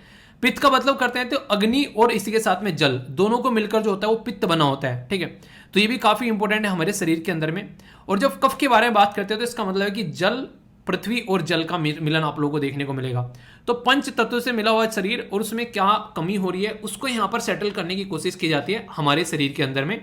तो ये पैटर्न आप लोगों को यहाँ पर देखने को मिलेगा। तो आयुर्वेदा एक बेस्ट फॉर्म ऑफ आप लोग बोल सकते हो जिससे हम लोग इलाज कर सकते हैं, पर लेकिन इसका प्रोसीजर क्या होता है, ये थोड़ा सा डिले कर आराम आराम से चीजों का सोल्यूशन निकालते हैं, जिसकी वजह से कई बार हम लोग इसमें ज्यादा इंटरेस्ट लेते नहीं है, ठीक है। तो इसी के चलते बात की जा रही है कि करंट अप्रोच जो है आयुर्वेदा की, ठीक है, तो कैसे हम लोग लेकर चल रहे हैं उसके ऊपर फोकस देना पड़ेगा। कुछ ऐसी चीजें हैं जो पुरानी हैं जिनके ऊपर हम लोग ढंग से एनालिसिस नहीं कर पा रहे हैं, उनके ऊपर ढंग से एनालिसिस करना चाहिए हम लोग को। कुछ ऐसी थ्योरीज हैं जो कि आउटडेटेड हो चुकी हैं आज की बीमारी के सामने अगर बात करें, जैसे जैसी बीमारी निकल कर आ रही है, जूनोटिक बीमारी, इबोला हो गई, कोरोना हो गई, जो कि पुराने टाइम पर हुआ भी नहीं करती थी, तो उसके हिसाब से एक प्रैक्टिकल यूज कैसे हो सकता है। जैसे कुछ दिनों पहले आप लोगों ने सुना था ना कि गाय का गोबर लगा लिया कोरोना भाग जाएगा, नाक में नींबू की बूंद डाल ली कोरोना खत्म हो जाएगा। तो इसकी वजह से ये लापरवाही और ये मिस इन्फॉर्मेशन अगर फैलाई जाती है, आप लोग मानो कि चलो उससे इलाज भी होता है, पर लेकिन सोचो कि किसी इंसान की जो बीमारी काफी ज्यादा बढ़ रखी है और वो गाय का गोबर लगा के लेटा हुआ है, नाक में नींबू का पानी डाल लिया, उसकी डेथ हो गई, तो उसकी रेस्पॉन्सिबिलिटी कौन लेगा? तो वो भी आप लोगों को समझना पड़ेगा। तो इसलिए बोलते हैं कि इंपॉर्टेंट चीजें तभी रहती हैं जब इंसान जिंदा रहता है। तो इसलिए जरूरी है कि एक बैलेंस बनाकर इंसान की लाइफ में चलना, और वो तब होगा तब उसको एक अच्छी हेल्थ की फैसिलिटी यहाँ पर मिल पाए। तो आयुर्वेदा की जो भी ट्रेडिशनल मेडिसिन है वो आज की नहीं है, वो हजारों साल पुरानी है, तो काफी टेस्टेड चीजें हैं, पर लेकिन आज के टाइम की जो प्रॉब्लम है उसके ऊपर भी हम लोग को फोकस देकर चलना पड़ेगा, और कैसे उसको हम लोग को टैकल करना है वो भी हम लोग को यहाँ पर समझना पड़ेगा। इसलिए जिन एरिया में हम लोग सॉल्यूशन निकाल सकते हैं, ऑलरेडी निकाल रखा है आयुर्वेदा ने, वो बड़ी बढ़िया बात है, पर लेकिन जिस एरिया में हम लोग को अभी यहाँ पर लग नहीं रहा है कि आयुर्वेदा से उस प्रॉपर वे में प्रॉपर हम लोग चीजें बना पा रहे हैं, तो उसके ऊपर हम लोग को फोकस देकर चलना पड़ेगा। तो आयुर्वेदा, आयु प्लस वेदा, ठीक है, तो एक तरीके से मीन्स ऑफ लाइफ, ठीक है। तो मैंने अभी बोला यहाँ पर एक तरीके से साइंस ऑफ लाइफ, तो ये याद रखेगा यहाँ पर। इसमें आप लोग कई सारी चीजें देखने को मिलेगी। अगर आप लोग देखोगे कि बीमारी को कैसे यहाँ पर डिवाइड किया गया इसके अंदर में, तो आप लोग समझोगे यहाँ पर नारा आयुर्वेदा, ठीक है, तो डील करता है ह्यूमन लाइफ के साथ में। सत्व आयुर्वेदा, ठीक है, तो डील करते हैं एनिमल लाइफ और डिजीज के साथ में, और इसी के साथ में वृक्ष आयुर्वेदा, तो जो प्लांट्स होते हैं उसके साथ में डील करते हैं। तो सबकी डिजीज बीमारी के बारे में इसके अंदर बात की जा रही है, ऐसा नहीं है कि इसके अंदर किसी को छोड़ा गया है। तो एक प्रॉपर मेडिसिनल सिस्टम है यहाँ पर, जिसके नाम की हमारे देश में एक मिनिस्ट्री भी तैयार की गई। पहले कोई मिनिस्ट्री नहीं थी, अभी रिसेंटली एक मिनिस्ट्री बनाई गई।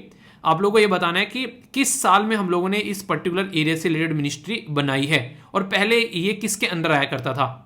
इसीलिए एक शब्द बोला जाता है कि Ayurveda is not only A system of medicine, यानी कि ये दवाइयों का एक सिस्टम ही नहीं है, ये वे ऑफ लाइफ है। इसलिए कहते हैं कि आप लोगों ने कि अच्छा खाना चाहिए। मैं आप लोगों को बोलता हूं ना, शाम को सोने से पहले अगर आप लोगों को दूध पसंद है, थोड़ा सा आप लोग एक गिलास दूध में आधा चम्मच हल्दी डालकर पी लो। सर्दी जैसे आ रही है ना, आगे आने वाले टाइम में दूध थोड़ा सा गर्म करो, उसके अंदर अदरक आप लोग डाल लेना, तो बहुत सारी चीजें आप लोगों को सुधरती हुई आप लोगों को नजर आएंगी। सर्दी में जब भी मौसम चेंज होता है उस टाइम पर ये सारी चीजें बहुत अच्छा रोल प्ले करती हैं। इलायची देखिए, इलायची का दूध क्या शानदार लगता है। इलायची पड़ी हो, अदरक पड़ी हो, भाई साहब दूध को फिर देखो क्या मजा आता है पीने में, ठीक है कि नहीं।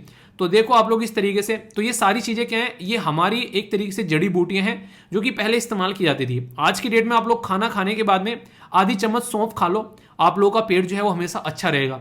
ये लाइफ में इंप्लीमेंट करो यार। आप लोग बोलोगे सर क्या करते हो इनमें से कुछ एक चीज याद रखना, मैं आप लोगों को जितनी भी चीजें बोलता हूं ना, उसमें से कोई मतलब शायद ही कोई एक आधी चीज़ होगी जो मैं नहीं करता हूँ। मेरे पास में हमेशा सौंफ रहती है, जब भी मैं लंच करता हूँ या फिर डिनर करता हूँ मैं आधा चम्मच सौंफ खाता हूँ, वो रखी रहती है फ्रिज के ऊपर, उसमें बाकायदा मिश्री पड़ी हुई है, ठीक है, तो उसको खाता हूँ। क्योंकि ये सारी चीज़ें ऐसी हैं, अगर मैं अपने आप को नहीं थाम पाऊंगा, अपने आप को हेल्दी नहीं रख पाऊंगा, तो ये जो लेक्चर आप लोगों के पास में आता है टाइम पर, ये सारी चीज़ें हो पाती हैं, ये नहीं हो पाएंगी। मैं आधे दिन तो मैं बीमारी पड़ा रहूँगा, फिर बोलूँगा कि यार आज लेक्चर नहीं लेके आ पाऊंगा, आज मेरी तबीयत खराब है, ठीक है। तो कई बार ऐसा नहीं कि तबीयत खराब होती नहीं है, होती भी है, पर लेकिन उसको कंट्रोल भी किया जाता है। आप लोग देख सकते हैं कि पिछली बार एक बच्चे ने बोला कि सर लेक्चर जो है इतनी धीमी आवाज़ क्यों आ रखी थी, ठीक है। उस टाइम पर मुझे 102 के करीब बुखार हो रखा था, ठीक है, तो उस टाइम पर मैंने लेक्चर रिकॉर्ड किया। तो इतनी क्षमता शरीर के अंदर रहती है बुखार होने के बाद भी लेक्चर रिकॉर्ड कर पा रहा हूँ। वो अलग बात है कि थोड़ा सा कम वॉइस में रिकॉर्ड हो पा रहा था, पर लेकिन फिर भी उस पढ़ाने में ऐसा नहीं कि मैं जबरदस्ती हो रही थी, फिर भी मजा आ रहा था मुझे पढ़ाने में। तो वो चीज़ें आप लोग के इम्यूनिटी सिस्टम के ऊपर डिपेंड करती है। तो हल्दी पियो आप लोग, ये सारी चीज़ें आप लोग लाइफ का पार्ट बना सकते हो, ठीक है। मूंगफली और मखाने आप लोग पास में रखा करो थोड़ा सा, अगर अरे जैसे कि ड्राई फ्रूटी कैटेगरी में मूंगफली सस्ती आती है, मखाने तो मूंगफली रख लो कम से कम, बहुत ही शानदार होती है, भूख नहीं लगने देगी आप लोगों को जब पढ़ने आप लोग बैठते हो। भुनी हुई मूंगफली वैसे मत लाना वो जो बेसन चढ़ी हुई लेकर आते हो वहाँ से, नहीं, कच्ची मूंगफली लाओ, तवे पे डालो उसको या फिर पैन में डालो, उसको भून लो अपने आप आराम से हल्का सा। अगर आप लोगों को सूखा भून लो, सूखा ज़्यादा बेटर रहेगा। आप लोग ना पॉकेट में भी डाल के चले जाओ, चबाते रहो। और या फिर थोड़ा सा और इंटरेस्ट लेना है तो हल्का सा उसमें आप लोग जो नमक वमक डाल के अपना जो घी भी डाल के उसको फिर इंटरेस्टिंग में वो फिर चखना हो जाएगा तो वो अलग लेवल पे आप लोगों का पहुंच जाएगा, ठीक है। तो ये जरूरी है। तो हमारी कंट्री में जो प्रैक्टिस की जाती है आयुर्वेदा की, तो इंडियन काउंसिल ऑफ जो इंडियन मेडिकल काउंसिल है उसके द्वारा आयुर्वेदी, यूनानी और जो सिद्धा है इसके ऊपर काम किया गया, ताकि दो चीज़ों पर हम लोग फोकस कर सकें। वो दो चीज़ें क्या है, आयुर्वेदा, यूनानी और सिद्धा दो चीजों पर फोकस करती है, एक तो प्रिवेंट करना और दूसरा क्योर करना। मतलब prevention is better than cure, ये शब्द आप लोगों ने हजारों बार मेरे मुंह से सुना होगा। इसका मतलब है कि कोई बीमारी अगर है तो आप लोग उसको होने से पहले अगर रोक लो तो प्रिवेंशन हो गया, पर लेकिन अगर हो गई है फिर इलाज करना है तो फिर आप लोगों को क्योर करनी पड़ेगी। इसलिए बोलते हैं कि बीमारी होने से पहले जो आप लोग लेते हैं डोज उसको वैक्सीन बोलते हैं। कोविड-19 की बीमारी से पहले सबको वैक्सीनेशन दिया गया, मेडिसिन नहीं दी गई, क्योंकि मेडिसिन जो होती है वो बीमारी होने के बाद दी जाती है। तो प्रिवेंशन के टाइम पर वैक्सीनेशन, और जब बीमारी हो जाती है तो क्योर करना है इलाज का, तो उस टाइम पर आप लोगों को मेडिसिन, ठीक है। तो ये है। तो प्रिवेंशन का जो कंपोनेंट होता है वो काफी इंपॉर्टेंट है। उसमें आप लोगों को एक सोशल हाइजीन बना के रखना पड़ेगा, साफ सफाई, एक्सरसाइज डेली करनी पड़ेगी, टाइम पे सोना, टाइम पे उठना पड़ेगा। अपने शरीर को मेंटेन करना भी एक टफ काम है भाई साहब, उसके ऊपर टाइम देना पड़ेगा आप लोगों को। अच्छा, एक क्वेश्चन पूछूं मैं आप लोगों से, जब आप लोग बाथरूम के अंदर नहाने जाते हो, कितने ऐसे लोग हैं जो कि अपनी एडियो को डेली साफ करते हैं? जो एडी नहीं होती है, पंजे, और पंजों के आगे जो पंजा है आप लोगों का जिसमें 5 उंगलियां हैं, किसी को 6 हो तो आप लोग 6 काउंट कर लेना, उनके बीच में जो जगह होती है, पंजे के अंदर जो जगह नहीं थी अंगूठे के और उंगलियों के बीच में, कितने ऐसे लोग हैं डेली उनमें उंगलियां डाल डाल के उसको साफ करते हैं? आप लोग खुद बताइए। अपने शरीर को साफ रखना भी एक बहुत बड़ी कला है। बहुत सारे लोग ऐसे हैं, बाथरूम में गए, पानी डाला, बस कमर पे हल्का सा, हाथ पे, सर पे हाथ फेरा, मुंह पे हाथ फेरा, मुंह को चमका लिया, बस रगड़ लिया, बाकी पार्ट ऐसे ही छोड़ रखा है। फिर शरीर में कहीं दांत होते घूम रहे हैं, कहीं कुछ हो रहा है। तो ये सारी चीजें आप लोगों को पता होनी चाहिए। छोटी छोटी चीजें यार, ये स्कूल में नहीं पढ़ाई जाती, कहीं पे दिक्कत है, ठीक है, और अक्सर घर वाले भी नहीं बताते हैं। तो इनको भी आप लोग अपनी लाइफ का पार्ट बनाइए। तो क्यूरेटिव एस्पेक्ट की बात की जा रही है आयुर्वेदा की, ये रियलिटी में है, आप लोगों ने देखा होगा। मतलब इन चीज़ों को इग्नोर करते हैं। एक अंडरवियर, खासकर लड़कों के लिए मैं बातें बोल रहा हूँ, अंडरवियर अपना हमेशा अपने आप धोना है, ठीक है, ये बात अपने साथ ध्यान रखिए। कम से कम एटलीस्ट अपना अंडरवियर आप लोग खुद से धुलना है, ऐसे नहीं कि नहाए और अंडरवियर डाल दिया कि मम्मी धुल देना, ठीक है। ये आप लोग आदत बना लीजिए। कुछ ऐसी आदतें हैं, ये अपना बेड उठते ही, जैसे मॉर्निंग में उठते हैं, अपना बेड आप लोगों को अपने आप से तैयार करना है। अगर ये डिसिप्लिन की चीज़ें यार, ये आप लोगों की लाइफ में डिसिप्लिन लेकर आएंगे और आप लोग लाइफ में एक अच्छी तरीके से अपने आप को समझ पाओगे, संभाल पाओगे और एक शांत दिमाग से आगे बढ़ पाओगे, ठीक है। तो ये सारी बातें हैं, इनको लाइफ में लेकर आओ। और यही आयुर्वेदा है जो मैं आप लोगों को बता रहा हूँ। ये वे ऑफ लाइफ है बेसिकली, जिनके बारे में मैं आप लोगों से बात कर रहा हूँ, ठीक है। तो इसको आप लोग समझ सकते हैं। की चैलेंज कई सारे फेस किया जाता है मॉडर्न वर्ल्ड में। एक तो कई सारे बात बोलते हैं कि यार ये आउटडेटेड हो चुका है, जैसे नहीं हम लोग मम्मी पापा को बोलते हैं कि तुम क्या समझो, अरे माँ बाप है वो तुम्हारे, जिस जिंदगी को तुम जी रहे हो ना वो जी कर आ चुके हैं। तो इसलिए शेयर कर लिया करो उनसे आराम से। आउटडेटेड आइडियाज बोलने लगते हैं, पुराना आयुर्वेदा है, आउटडेटेड है, इनइफेक्टिव ट्रीटमेंट है इमरजेंसी केसेस के लिए। बोल सकते हैं कि थोड़ा सा इलाज देर में करते हैं, पर लेकिन ऐसा नहीं कि इनफेक्टिव आप लोग बोल दो कंप्लीटली। लैक ऑफ आप लोगों के अंदर होमोजेनिटी देखने को मिलेगी, वो नहीं कुछ पर्टिकुलर डिफाइन नहीं है कौन सी जड़ी बूटी कौन सा काम कर सकती है, ठीक है। कई बार मिसलीडिंग प्रोपेगेंडा, ये काफी खतरनाक है। ये जो एक तरीके से ना मिस इन्फॉर्मेशन फैलाई जाती है, वो कई सारे लोगों को ले डूबती है। तो इसके ऊपर तो काम करना काफी ज्यादा जरूरी है। इसी के साथ में अगर बात करें इनिशिएटिव्स के, तो डेवलपमेंट ऑफ आयुर्वेदा के बारे में बात करते हैं, तो नेशनल आयुष मिशन आप लोगों को देखने को मिलते हैं, आधार क्रांति मिशन, ठीक है। इसी के साथ में new portal on Ayush sector के ऊपर, ACCR पोर्टल आयुष जो यहाँ पर संजीवनी ऐप बनाया गया यहाँ पर। तो गवर्नमेंट ने कोई कमी छोड़ी नहीं है, कमी कसर कोई छोड़ी नहीं है कि आप लोगों तक चीजों को पहुंचाया जाए, पर लेकिन अब आप लोगों को देखना है कैसे यहाँ पर काम करना है। एक छोटा सा और आप लोगों को यहाँ पर एक स्लाइड है जो कि काफी इंपॉर्टेंट है। इसमें बताया गया कि इंडिया का जो मेडिसिन सिस्टम है कितने पुराना है, यहाँ पर आयुर्वेदा कितना है, सिद्धा कितना है, यूनानी कितना है, योगा और नेचुरोपैथी, और ये बेसिकली होम्योपैथी। तो इसमें पुरानापन आप लोगों को देखने को मिलेगा, कब से इनको इस्तेमाल किया जा रहा है, तो ये आप लोग यहाँ पर देखते हैं। तो नॉलेज जो है वो हम लोग ले रहे हैं, और इसी की नॉलेज को हम लोग आज के में कोशिश कर रहे हैं कि इसको कम से कम एक डिजिटल फॉर्म में लेकर आए, क्योंकि कल को चलकर कई सारे लोग आते हैं उठकर पता नहीं कहां से सोचकर और बोलते हैं हम लोगों ने ये चीज खोज डाली, तो उससे थोड़ा सा डिस्टेंस बनाकर रखनी है। तो उसके चलते इस नॉलेज को हम लोग को प्रॉपर लेकर आना पड़ेगा और सिस्टमेटिक वे में इसको लोगों तक पहुंचाना भी पड़ेगा, ठीक है।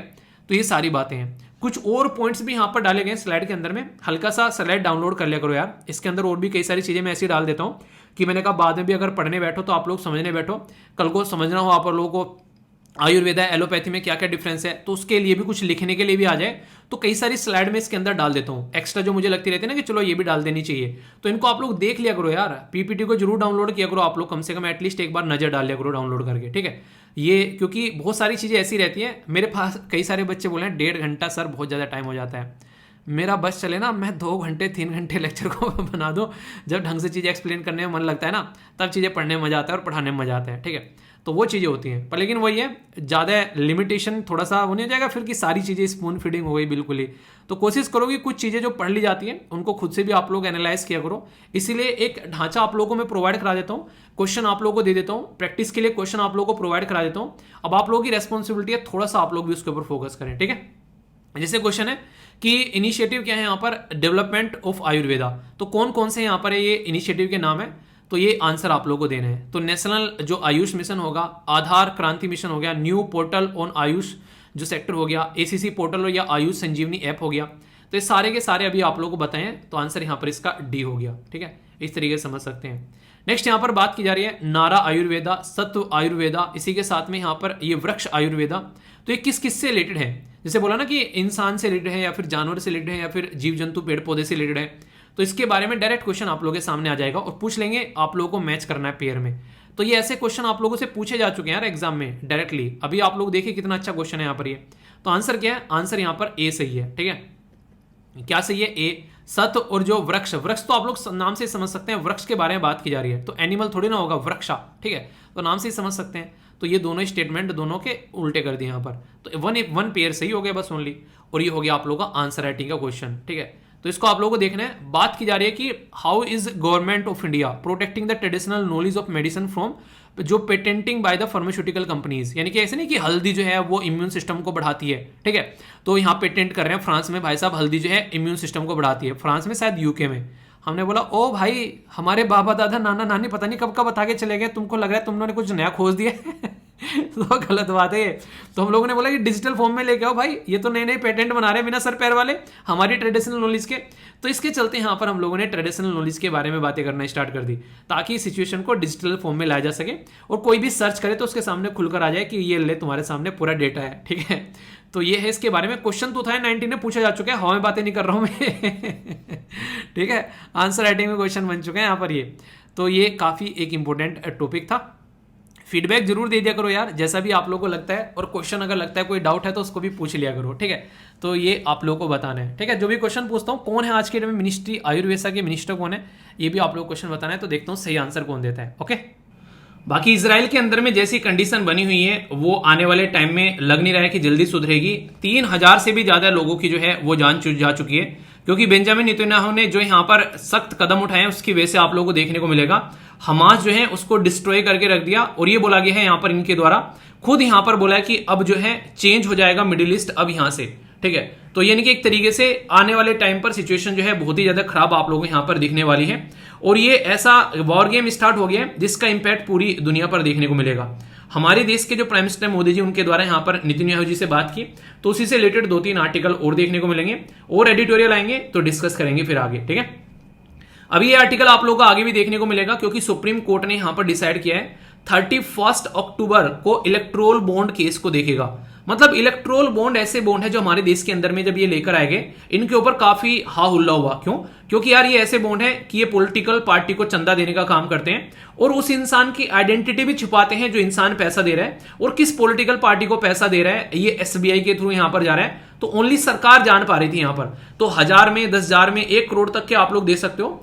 10 दिन का ड्यूरेशन मिलता है। और जनवरी, अप्रैल, जुलाई और अक्टूबर, जैसे अक्टूबर चल रहा है तो 10 दिन तक यहां पर आप लोगों को देखने को मिलता है, ये खरीद सकते हैं। और फ्री इंटरेस्ट होता है यहां पर अगर आप लोग पॉलिटिकल पार्टी को चंदा देते हो। आप लोग ये बताइए, कोई इंसान अगर चंदा देगा तो वो या तो वृद्ध आश्रम में जाकर चंदा दे या बच्चों की एजुकेशन के लिए चंदा दे। आखिर पॉलिटिकल पार्टी को चंदा क्यों देते हैं? क्योंकि उससे उनको बेनिफिट यानी कि फायदा देखने को मिलता है। हजारों करोड़ रुपए पॉलिटिकल पार्टी के खाते में जाते हैं इसीलिए। तो ये इलेक्ट्रोल बॉन्ड के बारे में ये बात आप लोग यहां पर ध्यान रखिएगा। टैक्स फ्री यहां पर आप लोगों को देखने को मिलता है। ये section 29 a representation of the people act 1951 के हिसाब से यहां पर चंदा ले जाता है उन पॉलिटिकल पार्टी को जिनको 1% वोट मिली है मोस्ट रिसेंट इलेक्शन के अंदर में।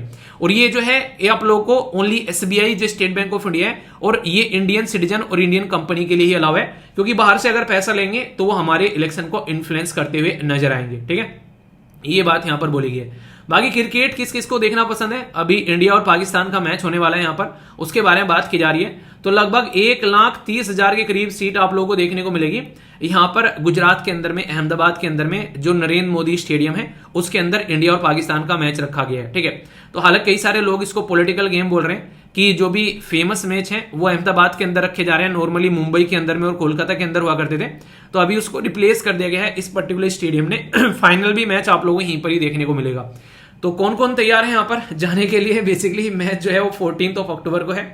तो वैसे तो आप लोग को पता है कि रिजल्ट क्या रहने वाला है, बाकी आप लोग जानते हैं। ठीक है, इसी के साथ में यहां पर हमारे देश के अंदर में चीफ ऑफ डिफेंस स्टाफ की पोस्ट आप लोगों को देखने को मिलती है, जो कि आज की डेट में कौन है? ये है यहां पर अनिल चौहान।